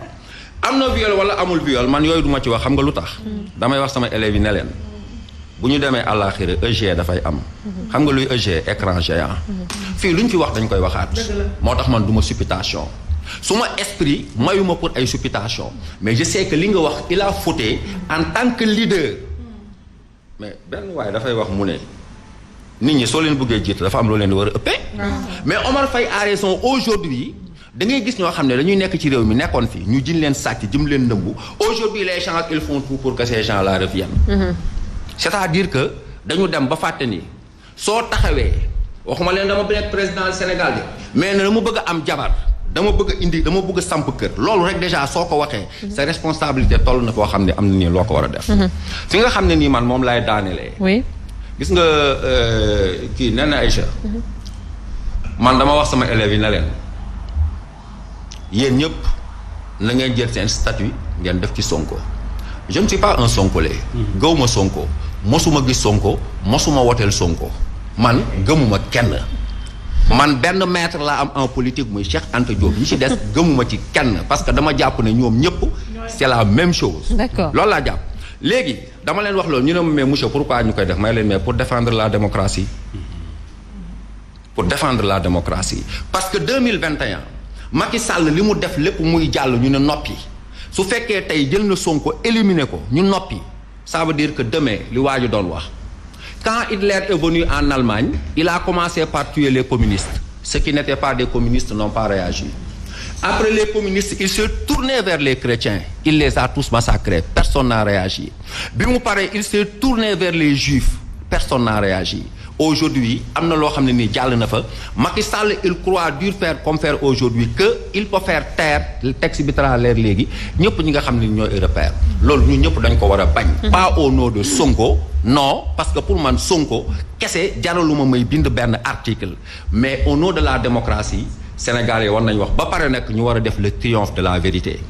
Parce que jàpp ay nit war ko defal ay dossier médical war a ay complot war a def leneen Aïssatou man par rapport à la fille. xam nga lu tax je suis très dubitatif ce comportement par rapport à la fille. Oui. Xëy na dañ ko manipuler mais aujourd'hui gis na ni bu fekkee dañ ko manipuler mais qu'est-ce qui l'empêche de dire la vérité. Parce que ñaar fukki at nag soo ko amee nekkatoo xale bu ndaw. dem ba ñëw ci ay salon de massage di masser ay góor kooku nekkatul xale bu ndaw. mun nañ ko manipuler au début mais gis na ni manipulation bi dem na àddina yëpp a ngi ciy wax turam a ngi fépp. Qu'est-ce qui l'empêche aujourd'hui de sortir de cette manipulation am courage taxaw ne man kat dañ maa def ak les sinon pour man damay gis ni xëy na on a profité de son manque de maturité mais bi mu demee ba ci biir am na ci ay intérêts yoo xam ne parce que bu ñu ko manipuler même bu ñu ko menacé jox nañ ko xaalis parce que état bu lay bëgg a convaincre ñetti F rek la am ñetti F rek lay am daf lay yónnee la femme soo ko téyee mu yónnee la le feu soo ko téyee mu yónnee la le fric ñett yooyu la Aïssatou. Oui, merci. Foofu professeur bon mais dama lay opposer l'affaire Diary Sow. Waaw. Diary Sow aussi ça n'a absolument rien à voir hein. Comparaison n'est pas raison comme tu le sais. Affaire Diary Sow bi tam noonu la ma mettee woon te après en tout cas les faits m'ont donné raison dama ne woon dès le début que xale bi disparition volontaire la man loolu laa yàggoon gëm. dem na ba ma ni nañ si bàyyi di wax pour permettre ko mu mën a jóg mu mën a génnaati lii ak nangam parce que tu sais professeur ñun ñi nga xam ne quelqu'un comme moi depuis 21 ans je suis dans l'espace public je n'y ai pas été préparée ma famille non plus jusqu'à présent sama waa kër bu ñu sañoon tey ma génn ci média yi donc tout ça pour te dire que ñun jigéen bokkul ak yéen góor Diary Sow lu tax ma wax la Diary Sow bi mooy dem na coow li bëri clameur bi ñëpp ku ne ku xëy suba añ si reer si ndékki ci alors que c'est elle qui a comme tu le sais des fois tu te lèves tu as envie de t'enfuir profondément dans le sol t'as pas envie de parler à qui que ce soit c'est ce qui lui est arrivé moo xam dañu naan burn-out wala tout ce qu'on veut mais c'est en tout cas c'est elle-même qui a choisi mooy on en revient à la notion de choix bi nga évoqué plus haut donc mu génn dem na ba ci biir ba nga def repli stratégique il fallait lui tendre la perche pour que mu mën a génn parce que psychologie pourquoi ma wax la ne 20 ans jigéen ñi c'est vrai la majorité sexuelle on peut disserter longuement dessus hein mais jigéen professeur yamul ak góor nu ñuy appréhender yenn yëf yi Diary Sow tout comme kii loolu la ñu xaw a nuróo ñoom ñaar à mon avis mooy dugal nañ leen ci benn surexposition médiatique Diary Sow elle a eu la chance d'avoir un Sëñ Mbaye Thiam derrière mu xëcc ko mu ñëw ba mu ñëwee ba léegi à l'époque li ñu doon wax pourquoi du génn wax pourquoi du naan ba mu ñëwee ba léegi day xaw ma lan seen affaire tibit ak yooyu lay wax mais elle a pas encore fait sa grande sortie et tout le monde sait qu'elle est là parce que ñemewul dem nañ ba nga xam ne sa famille sax qui était au devant de la scène dañoo teerew làqatu donc foofu c'est pas facile de prendre la parole publiquement kii nii la nu mu tudd kii Adji Sarr si on remonte l'histoire il y a eu avant le cas Diambos Diaw foofu tamit j'aime bien le mot à part bi Cheikh Omar wax sànq foofu aussi parce que il est clair malheureusement je le dis pour le déplorer il faut bien mooy li ma wax rek nañuy chosifier les femmes dans ce monde voilà donc yooyu yëpp la léegi là à l'époque aussi il fallait bien une fille. On va pas prendre un garçon pour lui donner un certain rôle pour alpaguer quelqu'un. Donc il a bien fallu qu'on prenne malheureusement une fille ak luñ te ban fille la ñuy jël koo xam ne parce que n'est pas manipulable qui veut donc ñu jël loo kooku moo xam nañ ko gëmloo évidemment du ñàkk espèce sonnante et trébuchante mais jël nañ ko wax la gëmloo ko lu mu ko gëmloo mu dugal après coup xëy na xam nga yëf tant que xewul ba jàll doo xam bu ba la Adji Sarr la quel que soit alpha moo tax ma ne il faut la récupérer parce que bu ko leeroon ne nii lay demee elle a 20 su ma nee elle a 20 ans mooy elle a pas encore la maturité requise pour pouvoir faire en tout cas séparer la bonne graine de l'ivraie. Elle n'a pas cette maturité là professeur. Donc il faudrait ñu encadrer ko peut-être là elle a envie génn ci situation bi mais parce que là elle va se rendre compte que là regarde depuis l'éclatement de cette affaire là Néné dis-moi est-ce que tu as entendu ne serait-ce qu'une seule fois une voix qui se lève pour prendre fait et cause pour la fille? Il y en a pas. Même sa propre famille se désolidarise. Donc est-ce que loolu dina ko encourager? mu dem mi ngi tous les jours la presse. au lieu que ñu remonter affaire bi def vraiment le travail d'équilibre qui est le nôtre. mooy li ñu waxal ci Adji Sarr bi ñu fouiner la vie de Adji Sarr parce que cette fille là moi je vois des reportages les gens sont allés très très loin on dépensé beaucoup d'argent pour aller ay reefaan ay xaw ma lan mais pourquoi duñu def la même chose Sonko il est là si diggal góor gi 0 mètre. Pourquoi lu gën a simple rek dem ñu tànn le micro voisinage yi nga xam ne dañu qui n'ont rien demandé ñu taal seen bien yàq seen yëf kenn taal kenn def justement ci loolu laa doon ñëw manifestation yi la dernière fois du lundi manifestation yi gis nga Néné j'ai dit là aussi je rejoins le professeur là le problème qui se pose c'est un problème de démocratie c'est-à-dire c'est notre démocratie qui est profondément pour ne pas dire définitivement balafrée. Par qui? Par un seul homme, Macky Sall, qui ne veut pas entendre dans ce pays-là le mot N-O-N. Beaucoup disent non, le gars. Beaucoup non. Donc, après, c'est qui va en faire les frais? C'est la population. Je m'explique. Li xew keroog lundi Sonko xam na fu muy door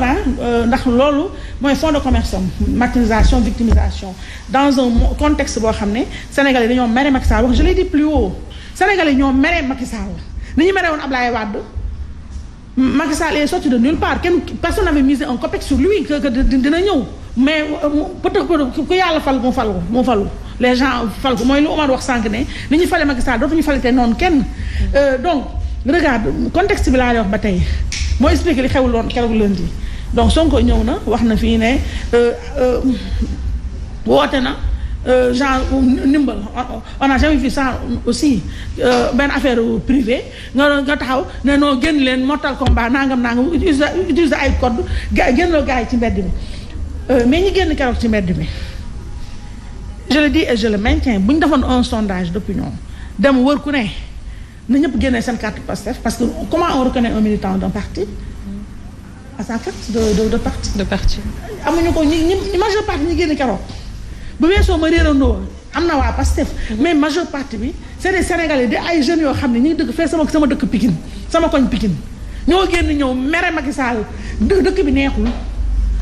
il fait pas bon vivre au Sénégal maintenant. Pikine ni fa dëkk du ay tojkat wala ay xeexkat ku bëgg a wut sa xeexkat demal feneen. non kaay mi wax la man Pikine dëkk. waaw d'accord am na ñu dëkk feneen. oui man Cheikh Oumar gënoo ma dëkk Pikine. waaw d'accord mais loolu moom bu ñu ko féetee. non xam nga dama bëgg a wax ne. parce que pourquoi may wax Pikine banlieue mais banlieue gros électeurs fan la ñu nekkuñu ay Sicap nekkuñu ay si foofu la ñu nekk te ñu génn keroog fan la ñu jógee mais ñu génn keroog laa bëgg a wax profit wu ñu génn keroog Sonko bu foogee ni ñu génn ñëpp waa Pastef la ñu génn ñëpp lañu ko bëgg juum na Macky Sall bu foogee ni ñu génn ñëpp waa Pastef la juum la ñi génn ñëpp majeure partie yi ndax kenn ku ne mënoon a génn su ñun Sénégal neexatul lekkatuñu ba naan. mais kii Aïssa foofu dama lay dëggal rek. parce que ci manifestant yi daf ci am koo xam ne ma ko laaj. du benn du ñaar mu ne ma non man damay lakk ay pneu parce que Macky Sall dafa war a jëlee parce que daf ñu nar a piquer. et il m'a dit monsieur mu ne Macky Sall il a 2 problèmes avec 2 S mu ne ma Sonko et Sénégal moom demut parce que il est sonkoïste mais dafa dem parce que pour moom. dañ ko nar a ñàkk régime bi ko nar a ñàkk na fi jógee. gis nga dafa am benn xam nga président Macky Sall. loolu la gën a échoué te loolu moo nekkoon force Ablaye Wade mooy entre Macky Sall et le peuple sénégalais y a un très grand désamour. Désamour boo xam ne duduwul léegi ci Sonko. ce même peuple bi ko élire. non mais attends président Macky Sall faluñu ko parce que ñi ko fal en 2012 faluñu ko parce que dañ ko gëm de dañ ko fal parce que dañu sonn ci Ablaye Wade. 2019 attends 2019. y avait qui enfant attends mais moom moo tànn moo def foofu tamit moi dama ne Sonko la lui a bien mis je veux pas être vulgaire mais regarde moom moo tànn ñi ay challenger am jàpp ne Sonko. Gars yi duñ ko voteel nangam Idrissa Seck pati patata ba mu ñëwee malheureusement pour lui qu'est-ce qui s'est passé pourquoi Sonko est arrivé troisième Tongu bu élection amaatee est-ce que dina amaat troisième tu sais pourquoi parce que tout simplement ku bëggul Macky Sall da ngay dem voteel Sonko ki jàpp ne Macky Sall et Idrissa Seck benn lañu Sonko ngay dem voteel mu ñëw troisième de fait. Maintenant j'en reviens à la journée de lundi qui est fondamentale. Oui. et à ce qu'on est en train de faire là ce qui est en train de se passer au Sénégal mooy li professeur Omar wax ko sànq. mooy président Macky Sall man li ma ko gën a merewee dafa jël ñun en tant qu'être humain je parle pas de ñun sunu spécificité en tant que Sénégalais mais je parle de notre être profond nit amul lu dul liberté fan nga mën a mouvoir en paix dans la démocratie loolu mooy composante de manière large li ñu tuddee république président Macky Sall dafa ñëw lim ñu bëgg a xañ nii looloo ko may mu toog fi mu toog mooy liberté ak démocratie te xaaruñu may ko daf ko foqati maintenant moom dafa ñëw bëgg a confisquer sunu liberté de parole doyatu ko mais mu bëgg ñu tëj carrément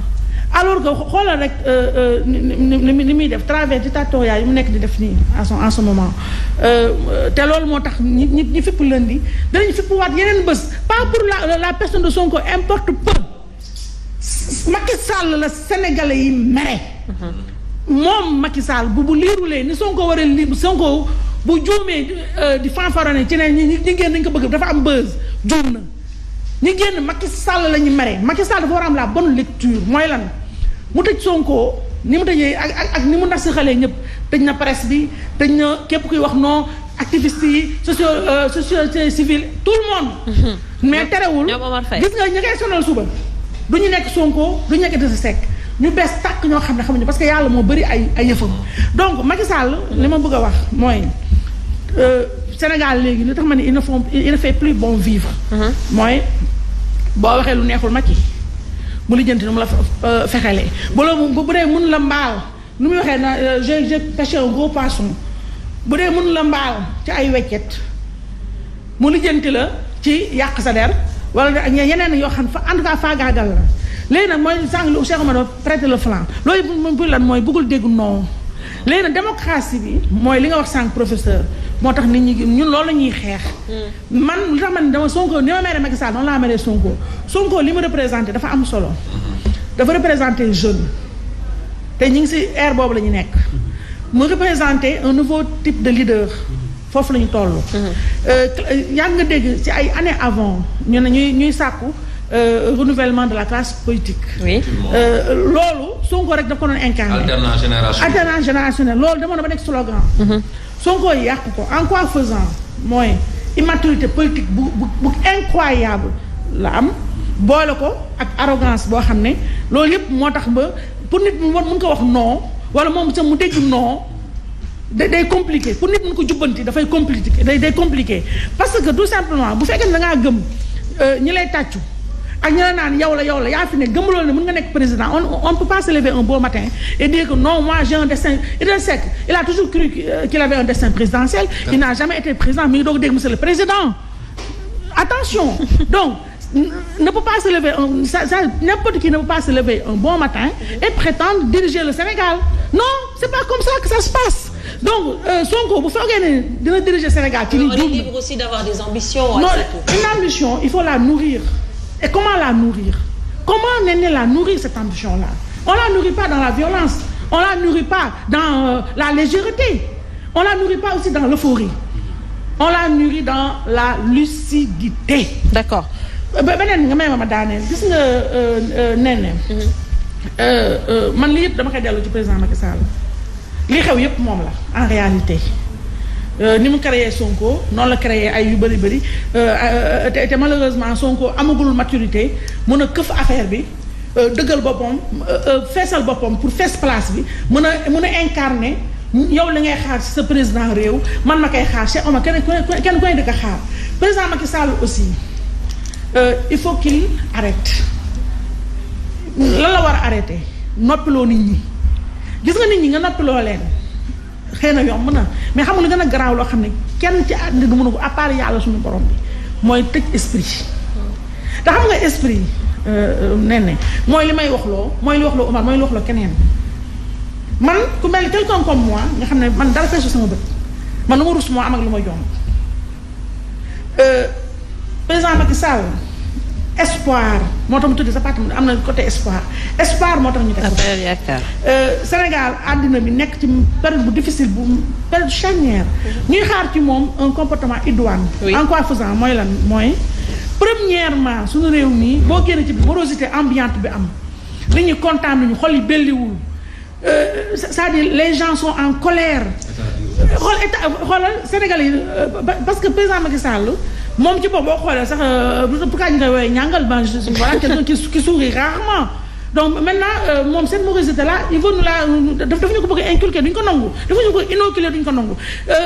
moom moo war a jàngat li xew gis nga bu ko jàngatulee yàgg naa ko wax ci ay yeneen plateau gis nga buy président Macky Sall s'il ne prend pas la juste mesure de ce qui est en train de se passer là ñiy affronter démb dragon yi ay sénégalais lambda yoo xam ne ba ñu dem sax xëy na seen mbokk si télé li ñu gisee ne ay ki sama doom dem na sama ñuy nangam ñu braver lépp parce que nit gis nga bésu dee du bésu dund te réew mi président Macky Sall gënuñu ko bëgg politiciens yi di wax nii gënuñu ñu ko bëgg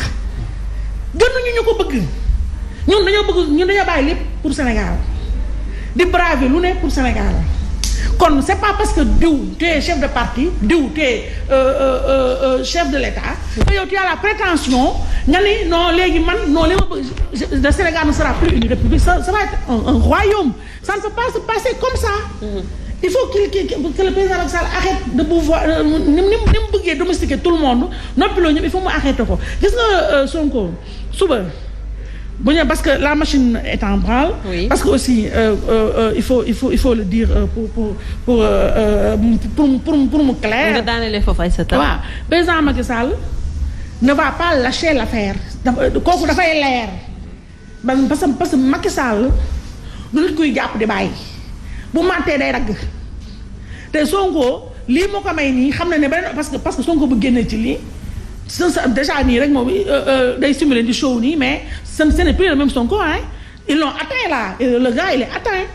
donc Sonko day leen bu génn ci beneen Sonko lay doon. bêtise yi doon parce que sinon ñi ma àndal duñ ko nangooti donc. mais su ñu lay dégg dafa mel ni on a l'impression que Sonko du échapper à ce qui va se passer. non man je serais extrêmement surprise mu échapper xam tu sais pourquoi dina ma jaaxal mu échapper. Macky Sall dafa mel comme xale bu toog di rêver ay bonbon. ñu ngi xëy soo ñu bonbon ci bonbon doxantu ba ñëw dugg sa gémmiñ lu loolu desee sàq mi da koy sàq mi. d'accord du bàyyi. xool bala maa ñëw ma nee na nga may ma àggali dina ko sàq mi dina ko mâché mu jàll. xam nga lan mooy moralité bi mooy Sonko am na parce que tant que levé guñu immunité parlementaire am na temps. mu jooy ci boppam mais da nga koy naan buccet génne ko. non kaa bi wax la mais kay sàq mi macha allah ñoo baax de. dafa yàgg sàq mi sàq mi ñu gën a garaaw Sonko lu leer laa lay wax il a été à bonne école le gars donc regarde gis nga yëfu Sonko yi du lu ndaw lii professeur wax laay dëggal pour moi Sonko il faut que mu joyanti boppam ni muy joyante boppam mooy lan. ma pare léegi mu ngi daal. te gis nga yow may ma wax xoolal communication laa bëgg Sonko defar ko communication bi gën a gaaw bi Sonko war a defar xam nga lan la pour en direction de ce qui va se passer à l'Assemblée nationale suba mooy na dugg ci humilité na ñàkk boppam na préparer défense bu dëgër ba pare sénégalais yi ñuy seetaan dañu xam ne dëkk bi kenn amul intérêt taal ko xam nga luy taal dëkk bi. mooy ñu bëgg a tëj démocratie. D'accord. C'est très clair. Alors Pape Makhtar, tu as envie de dire enfin, c'est ça?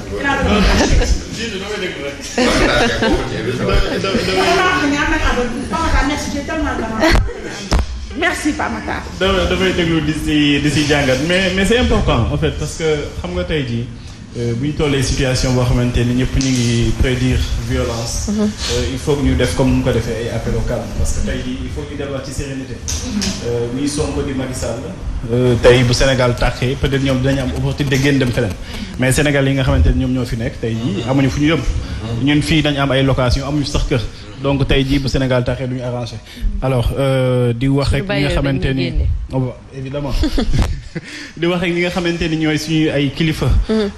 loolu sax yaakaar naa ne prétention la mais nañ ñu ko jégal parce que sa kilifa moom doo ko wax li muy taxawee mais ñi nga xamante ni suñu ay kilifa nañu te bu ñu jàkkee si ñoom la ñuy dem di suñu ay kilifa diine. nañu jug ñu wax ci réew mi parce que réew mi boo ci waxul tey jii di nga ci wax ëllëg. te boo ci wax ëllëg dama ragal mu nekk lu trop tard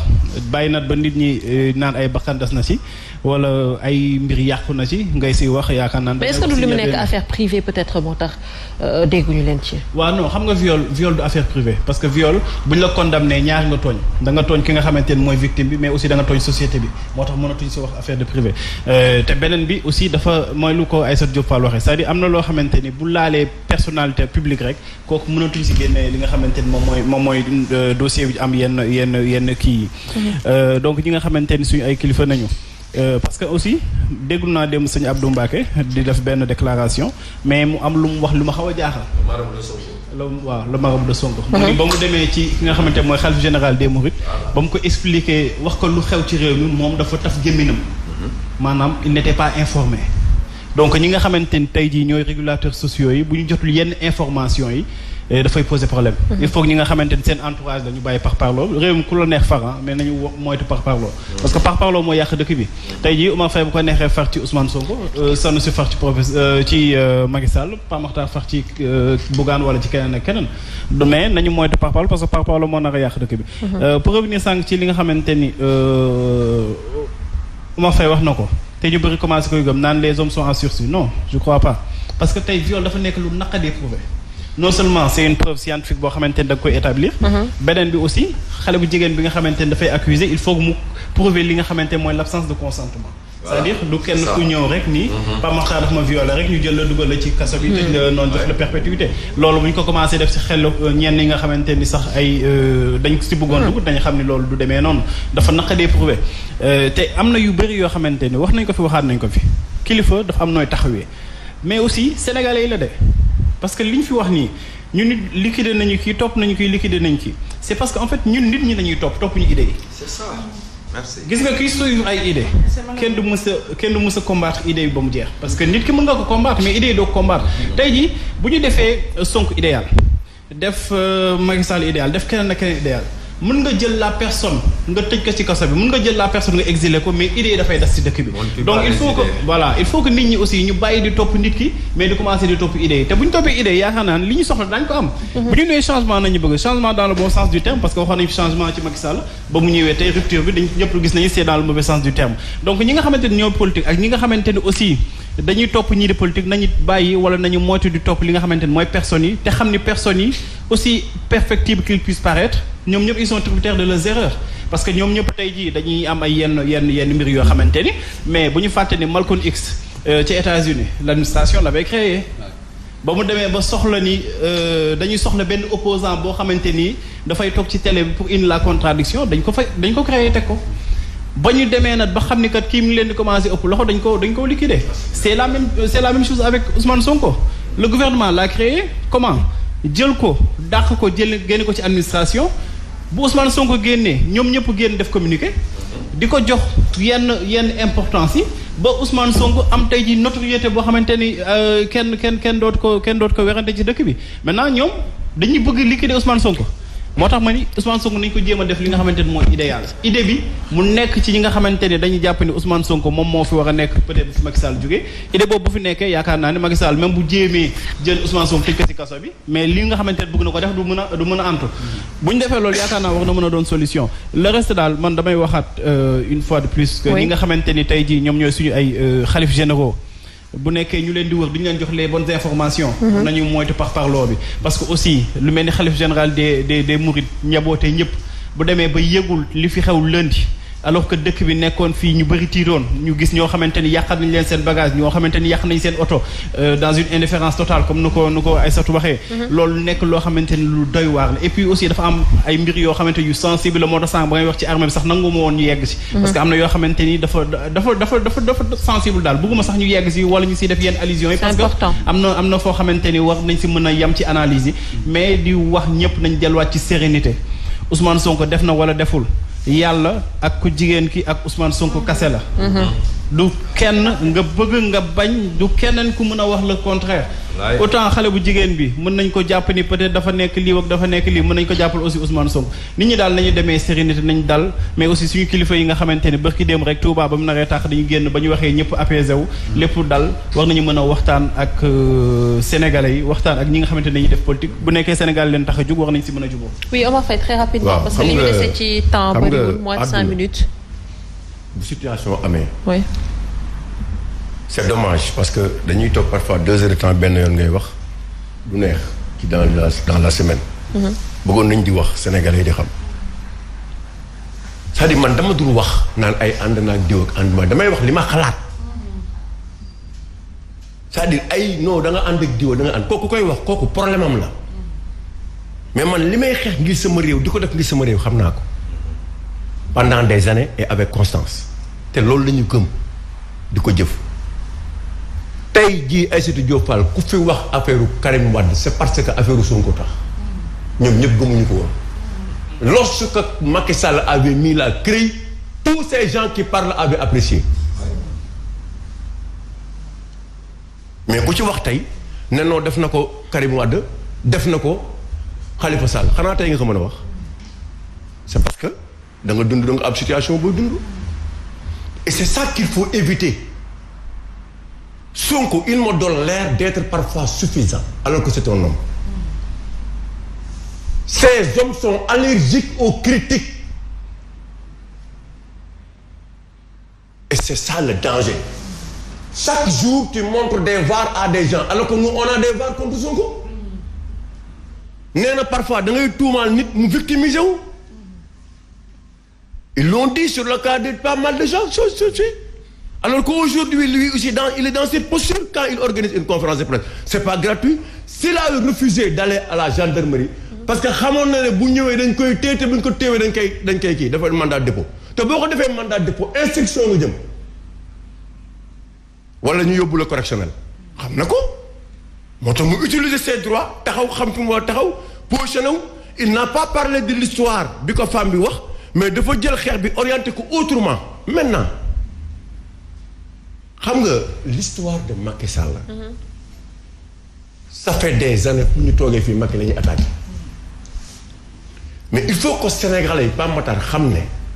du ñu falati n'importe qui n'importe comment. kooku dafa jot à ce que nit ñi wax ko lu ñu mere Macky mu def dara ñu xam ne kii il est écarté d'office képp ku fi bëgg a tamit dinañ la fàttali sa démb. dafa la dañ ko Abdoul Mbaye il était là ñu ne ko non yow yaa nekkoon premier ministre l'affaire de Petro-Tim yow yaa def lii ak lii ak lii. Thierno Alassane Sall wax nañ ko ne ko pourquoi aujourd'hui tu as commencé à attaquer les contrats de l'autre alors que tu étais à l'intérieur. Donc pourquoi on se refuse de le dire à Sonko s'il y a des erreurs. D'accord. Mais l'importance c'est de se rectifier. Capitaine am na loo wax dama gis ñi di lire ne Sonko est écarté de la carte de mandat de dépôt mais nañuy def attention tey lire c'est-à-dire que ñun dañuy réfléchir. dégg ngeen ba léegi ma wax complot. du ma ko waxagum parce que film la te dafa am ay série si du ma eggagum foofu. dégguma foofu dañu dem tey ci affaire Sonko nii. Ce que le procureur a dit, on a porté plainte contre X, c'est X là et le crime et tous les délits qui s'en suivent.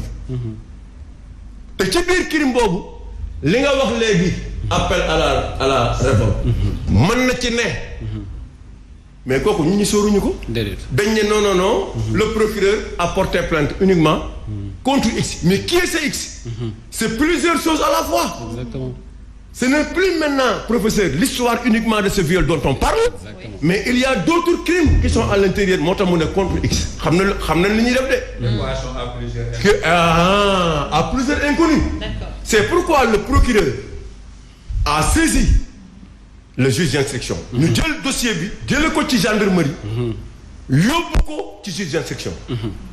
Il revient maintenant au juge d'instruction de faire le travail. Ce juge d'instruction-là, saisir le ministre de la Justice. Le ministre de la Justice, saisir qui a maintenu le président de l'Assemblée nationale pour la levée de l'immunité parlementaire de qui? De Sonko. Maintenant, les avocats. Non, demande d'enquête, je vais une injustice. Ndax fi ñu jëm après bu ñu jëmee dinañ wax nag ci mbir mi ci affaire yi yooyu yeeg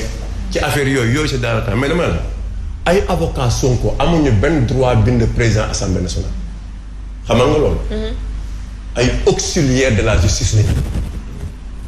amuñu droit même le procureur de la République n'a pas le droit ou les instructions de saisir directement le président de l'Assemblée nationale. C'est le ministre qui doit le faire. ñoom buñ ko bindee xam nga ba léegi amul réponse duñ ko répondre parce que amuñu droit saisir ko. donc ku nekk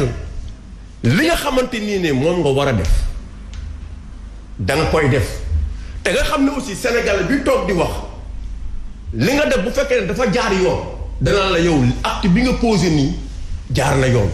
acte bi nga xamante ne posé woo ko nii jaar yoon. D'accord. Maintenant logique de combat bi nga xamante nii ne moom la ñu wax ne. ñoom le régime bi nekk loolu c'est dans le temps. C'est dans le temps. maa ngi ñëw tu peux. li mu wax nii en fait. 30 secondes s'il te plaît. waaw d'accord xam nga. non ci affaire kii bi rek contre X bi. waaw loolu droit la. waaw d'accord xam nga tey bu ñuy porter plainte contre X bu procureur defee loolu dafa def loo xamante ni genre ruse la rek ci droit parce qu'en fait. bu procureur bi porté woon plainte nommément Ousmane Sonko dañuy naan état du Sénégal moo porté plainte Ousmane Sonko parce que procureur bi dafa rattaché si nga xamante mooy hiérarchie bi rattaché ci présidence. Maintenant bu demee directement ci juge d'instructeur bi kooku dañ ko tuddee ñi nga xamante ni mooy magistrat de siège ñooñu supposé indépendant léegi kooku il lui appartiendra de voir ndëgam dafay jël si éléments yi ñu ko jox éléments yi nga xam ne police judiciaire moom moo ko def mooy enquête yeeg yooyu ci éléments yi ñuy def ndëgam dañuy entendre Ousmane Sonko comme témoin wala dañ koy jël jàpp ko comme accusé ñu laaj ko wala yooyu noonu c'est-à-dire c'est juste pour que l'État du Sénégal se dédouane dire que ni ñoom nekkuñu ci dossier bi seen yoon newu ci bañ nañ ba procureur bi nga xamante ni sax moom moo def kii bi moo def réquisitoire bi introductif bi moom bindul turu Ousmane Sonko pour rek ñu ni ñoom seen yoon newu ci. Qu'est-ce qu'il y a à la base de la l'immunité parlementaire de l'autre? Omar Faye. Oui. Lever immunité parlementaire bi la. Mais même loolu aussi c'est une violation flagrante de la loi parce que bu ñu ñëwee la commission des lois moom moo war réunir lundi pour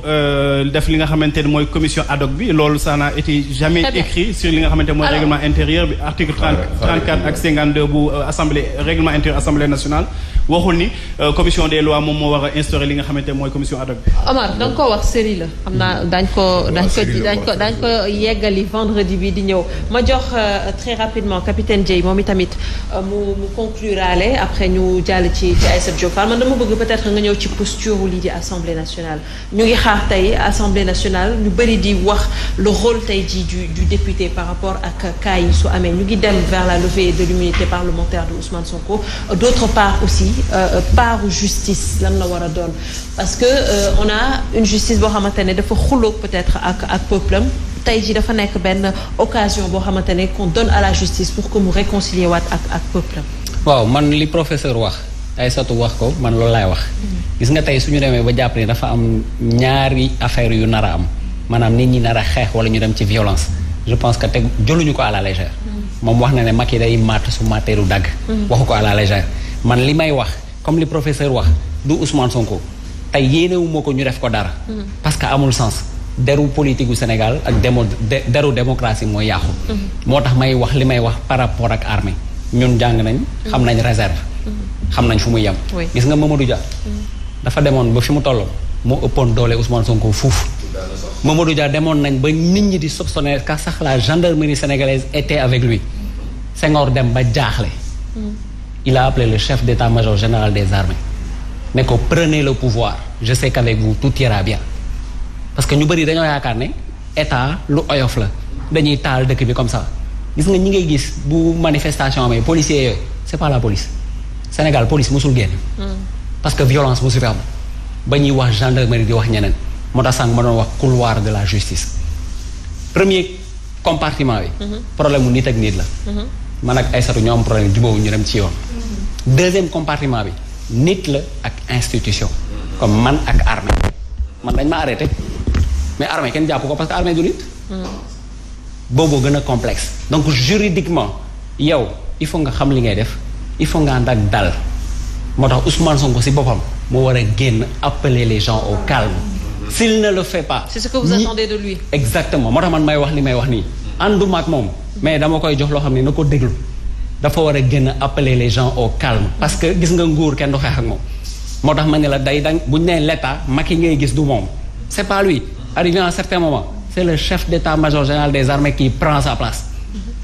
donc moom moo war a génn wax ak nit ñi ñu ànd ak daal. on doit utiliser les moyens étatiques. c'est-à-dire même non loolu laa les moyens étatiques pour écraser les autres c'est-à-dire man. loolu laay expliquer c'est là où le bas blesse. moom on l'a poussé à la faute il faut ngeen comprendre loolu bu leen jiital seen xel que non da ñi farak moom nañu génn ci loolu moo tax ma ne ñi farak au-delà de la faute Pape Matar léegi il a démontré léegi bi ñuy wax le procureur dafa dépendre ministre de la justice ministre de la justice nekk militant ci benn parti professeur Sanoussi illustré ñu ko régime boo fi ñëw bu Ablaye Wade ak bu Senghor ak bu Abdou Diouf ñu instrumentaliser li nga xamante ni mooy les moyens d'état nee na laaj la tey justice boobu nga xam ni sénégalais dem nañ ba am benn bët buñ ko xoolee parce que lépp loo xam ne lamboo na ak politique wala dossier politique mujjantal gi mooy ràpp tëj c'est-à-dire le vrai débat tey mooy est-ce que li ñuy wax chefferie boobu ñu dem ba waxu séparation du pouvoir waxatuñ ko mais un seul homme mën a utiliser tous les moyens de l'État pour nuire à l'autre. nee na nga baal ma foofu la ñu bëri juumee parce que ñun Sénégal bi ñu bëgg mu mel noonu mais amaguñ ko état de droit dafa des bu bëri moo tax ñu bëri exactement moo tax ñu bëri bu ñuy wax da nga xam ne ñii ils sont en erreur yow ki nga amal affaire yow yaay toog fii di wax ay justice ay droit moom loo am newul ci loolu day dox sa kaw donc Ousmane Sonko tey bu amee luy tooy si moom lay jógee na wax nit ñi ñu ànd ak dal c'est ça qui va le sauver s'il ne le fait pas dañ koy arrêter. c'est important alors Aïssatou xam naa ci loolu la ñuy tëjee dañuy dem seetaan benn vidéo bi Omar Faye doon wax tout à l'heure mu di une vidéo de Ousmane Sonko xale yi di ko distribuer di ko tasaare ci réseaux sociaux yi donc avec la complicité de la région on va vite voir ça et revenir sur le plateau.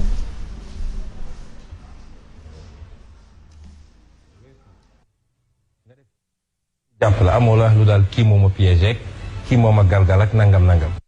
vraiment nit ñi dañoo war a respecter les Sénégalais ñàkk fayda weesuwul nga def tooxi doone ba ñu jàpp la amoo la lu daal kii moo ma piégé kii moo ma galgal ak nangam. vraiment nit ñi dañoo war a respecter les Sénégalais ñàkk fayda weesuwul nga def tooxi doone ba ñu jàpp la amoo la lu daal kii moo ma piégé kii moo ma galgal ak nangam. voilà donc mu nekk vidéo bu ñuy tasaare ci réseaux sociaux yi déjà par rapport à cette vidéo lan nga ciy wax mais d'autre part aussi dafa am ci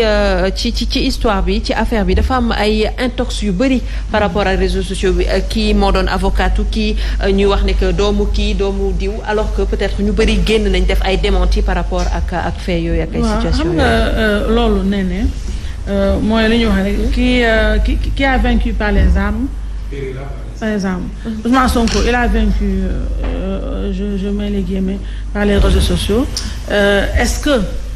il ne périra pas par les réseaux sociaux parce que mooy lu sànq lu ma doon wax ko amal sa vaar ko yoro livre yoro na sa dictionnaire parce que Sénégal foofu la toll et loolu yëpp dafa aaju ci li ma yàgg dénoncé mooy ñàkk fair play bi am ci espace public bi ak li nga xam ne moo fi nekk ci nekkatul ay choc d'idées li fi nekk léegi mooy xastante wëññante ñaañante moo tax le débat est super pauvre super maigrichon amatul hauteur amatul niveau parce que ñi ko sekk jëmaluñu seen bopp màggaluñu seen bopp vidéo bii nii li nga dégg nii man xam nga nag yooyu sax dama ko xool man mais li ma dégg nii muy wax muy gis ko mooy encore une fois rek Sonko rattrapé par ces sonkoseries noonu laa koy waxee mooy li xew man pour man am. jëm sa commentaire sonkoserie mooy yi muy def rek bon tey mu ne nii du man soit mu ne man la finalement man la mais kii la nii ak nañ ma complot dañ ma nangam dañ ma pati patata donc yooyu ay yëfam la mais xam nga li may wax tout le temps ne bu kaa Sonko man mu nekk déception ci man mooy man dama bëgg nen ne nit boo koy bëgg nga bëgg ko ci ay jëf boo koy bañ ko ci ay jëf moom il n'avait pas droit à l'erreur ndax dafa am lu am solo loo xam ne moom la amoon fii ay ñama kisaal ñam dafa am fu ñu bokkoon ay libéral ay socialisme ñu nampatal leen ci loola Sonko aujourd'hui Macky Sall moo créé de toutes pièces parce qu'il a été radié mu ñëw kii dëggal boppam créé parti politique ñëpp ànd ak moom nekkul ci benn parti traditionnel mu ñëw représenté mu nekk émanation de beaucoup de choses ndaxte Sénégalais yi dañu ñu bëri lépp si Sénégalais yi ay jeunes lañu ay xale lañu ñoo nekk ci réseaux sociaux yi dañuy yaakaar ci Sonko ne kii il va être plus que Emmanuel Macron ci âge ak ci xel ak ci xalaat kon ku mel noonu warul def culte de la violence Sonko tout son discours moo tax boo gisee léegi nii lay commencé un autre temps mu photo wook ay chefs religieux ñii dem opposition yi nga xam ne ñi dem di ko seeti ñi dem di photo nag yooyu ñooñu bu ñu génn ci booy moo tooñaa loolu la ñu wax donc xam nga soutien de façade hypocrisie ambiante mooy la ñuy wax au Sénégal aujourd'hui l'hypocrisie est la chose la mieux partagée. Donc vous voulez dire qu'il y a beaucoup d'hypocrites par rapport mais évidemment mais bëgganteew ñu gëmuñu ko xoolal kan wax la tu sais mais attends Sonko n'a jamais fait de cadeau aux autres. Immature. C'est-à-dire yàgg naa ko wax dafa am ay réalité. Oui, tout à fait. Dans un pays comme le Sénégal, on ne te demande pas de faire des compromissions. On te demande. Mais on est dans un pays où si tu ne fais pas de compromis, tu risques d'avoir des problèmes te fa nga jëm. D'accord. doo fa egg. Parce que képp koo gis tey mu egg fa mu egg muy Ablaye Wade. À un moment donné dafa def compromis. Accepter ko. Pour accéder à cette administration. loolu c'est la marque des grands hommes. xam nga li may wax xam nga aujourd'hui les hommes politiques nee na nga baal ma foofu laay jeexalee les hommes politiques doivent de plus en plus tendre vers la qualité d'homme d'État et cette qualité-là ne l'a pas qui veut quelqu'un comme Sonko j'espère que parce que man je n'aime pas je suis pas pessimiste du ma jeter bébé bi ak l'eau du bain comme on dit mais moi j'attends de Sonko qu'il mu defaat lifting boppam aujourd'hui li Omar wax sànq ma dëggal ko te foofu laay jeexale ki war a nekk njiitu Sénégal mais ku ñuy seetantal la nee naa ku ndeyam gërëm la ku ndeyam liggéey moo koy nekk parce que les gens vont être beaucoup plus exigeants que ça Sonko il a tellement à perdre Macky Sall n'a rien à perdre c'est parce que amul benn effet de surprise. góor nañu xamoon nañ ko mais c'est Sonko qui a à perdre qui commence à déjà perdre tu sais pourquoi. xool affaire violence apologie de la violence bi muy def Sonko tout au long de son parcours loolu moo tax ma ne la c'est les Sonkoseries yooyu la mooy immaturité politique bu nga xam ne moom moo feeñ ci communication feeñ ci yëppam te loolu moo xam ne suuli ji ëllëg mooy lan il n'a pas intérêt à appeler en tout cas cultiver violence comme nii. bu taalee dëkk bi moi je serais étonné Sonko nekk un jour président de la République du Sénégal tu sais pourquoi ñi koy voteel ñi ko topp nii niiraan bi ay fans club la waykat yi laaj leen bi ñu génnee lu neex mu ne ñu am fans après dootu ñu ko amati phénomène bu il faut pas être un phénomène de foire Sonko doit refuser d'être dafa war a nekk homme d'état mooy lan mooy moom dafa am lu mu war a dindi ci boppam koo ne Ousmane Sonko ñun la dafa arrogant dafa violent ki war a jiite ñi voté du ñu nekk si mbedd bi ñu toog seen kër di seetaan dañ ñaan bu subaa Sonko ak Macky Sall bu forcé troisième mandat Sonko ak Macky Sall war a ñëw non dama voté Sonko na Sonko ki lay taal dëkk bi aujourd'hui ci lii nag ñaar ñoo ci war a prouver seen mat muy la justice d'abord nga xam ne dafa Sénégalais yi dañuy mere justice Sénégal yàgg nañ ko mere sax mais ci Macky Sall dañ ko gën a merewee ndax duñ nanguwee parce que comme li ma waxee rek sa liberté boo ko joxee ñu jël ko ñoom dañoo nangu ñu instrumentaliser si ñenn ñi ñu jël ko donc si lii lañu mën a wane indépendance ne dire que le droit ak keneen ko naan ki war a wane jëfal boppam mooy Ousmane Sonko il a intérêt à appeler au calme scénario bi xew lundi bu nanguwaatee mu xew moom naka leer ne palais du fa dugg c'est fini pour lui parce que ne cesse que ñi keroog ñi yàq seen ay ñi mu yàq seen bagage keroog ba mu woote ni mu woote ñi mu yàq seen bagage ñooñu xam nga duñu fatee suba Sonko duñu ko sa seetaan ils vont pas le voir en peinture xale yi nga xam ne doomu jàmbur yi nga xam ne ko topp à cause de lui ñu tax ñu dugg prison lu ñu ci mën mooy dem fanfaro ne ànd ak ay kii def benn défilé de mode ñu foto ko fayul jëlul kenn avocat ku ne amoo 200 000 francs yoo fay thérapie ma je vais pas gisuma nga di nga jël ay avocat fay ko ay xale doomu jàmbur yooyu nga xam ne dañ leen fàtte prison répression bi dina dal seen kaw dina am ñu ay bakkan yu faatu mais loolu yëpp amee ci koo xam ne yow yaa ngi bëgg a nekk président de la République suba kan ban dof moo lay voteel duñ ko nangu. Très bien alors très rapidement Pape Makhtar ñu daanelee foofu. waaw d'accord man de li ma ciy wax rek mooy contrairement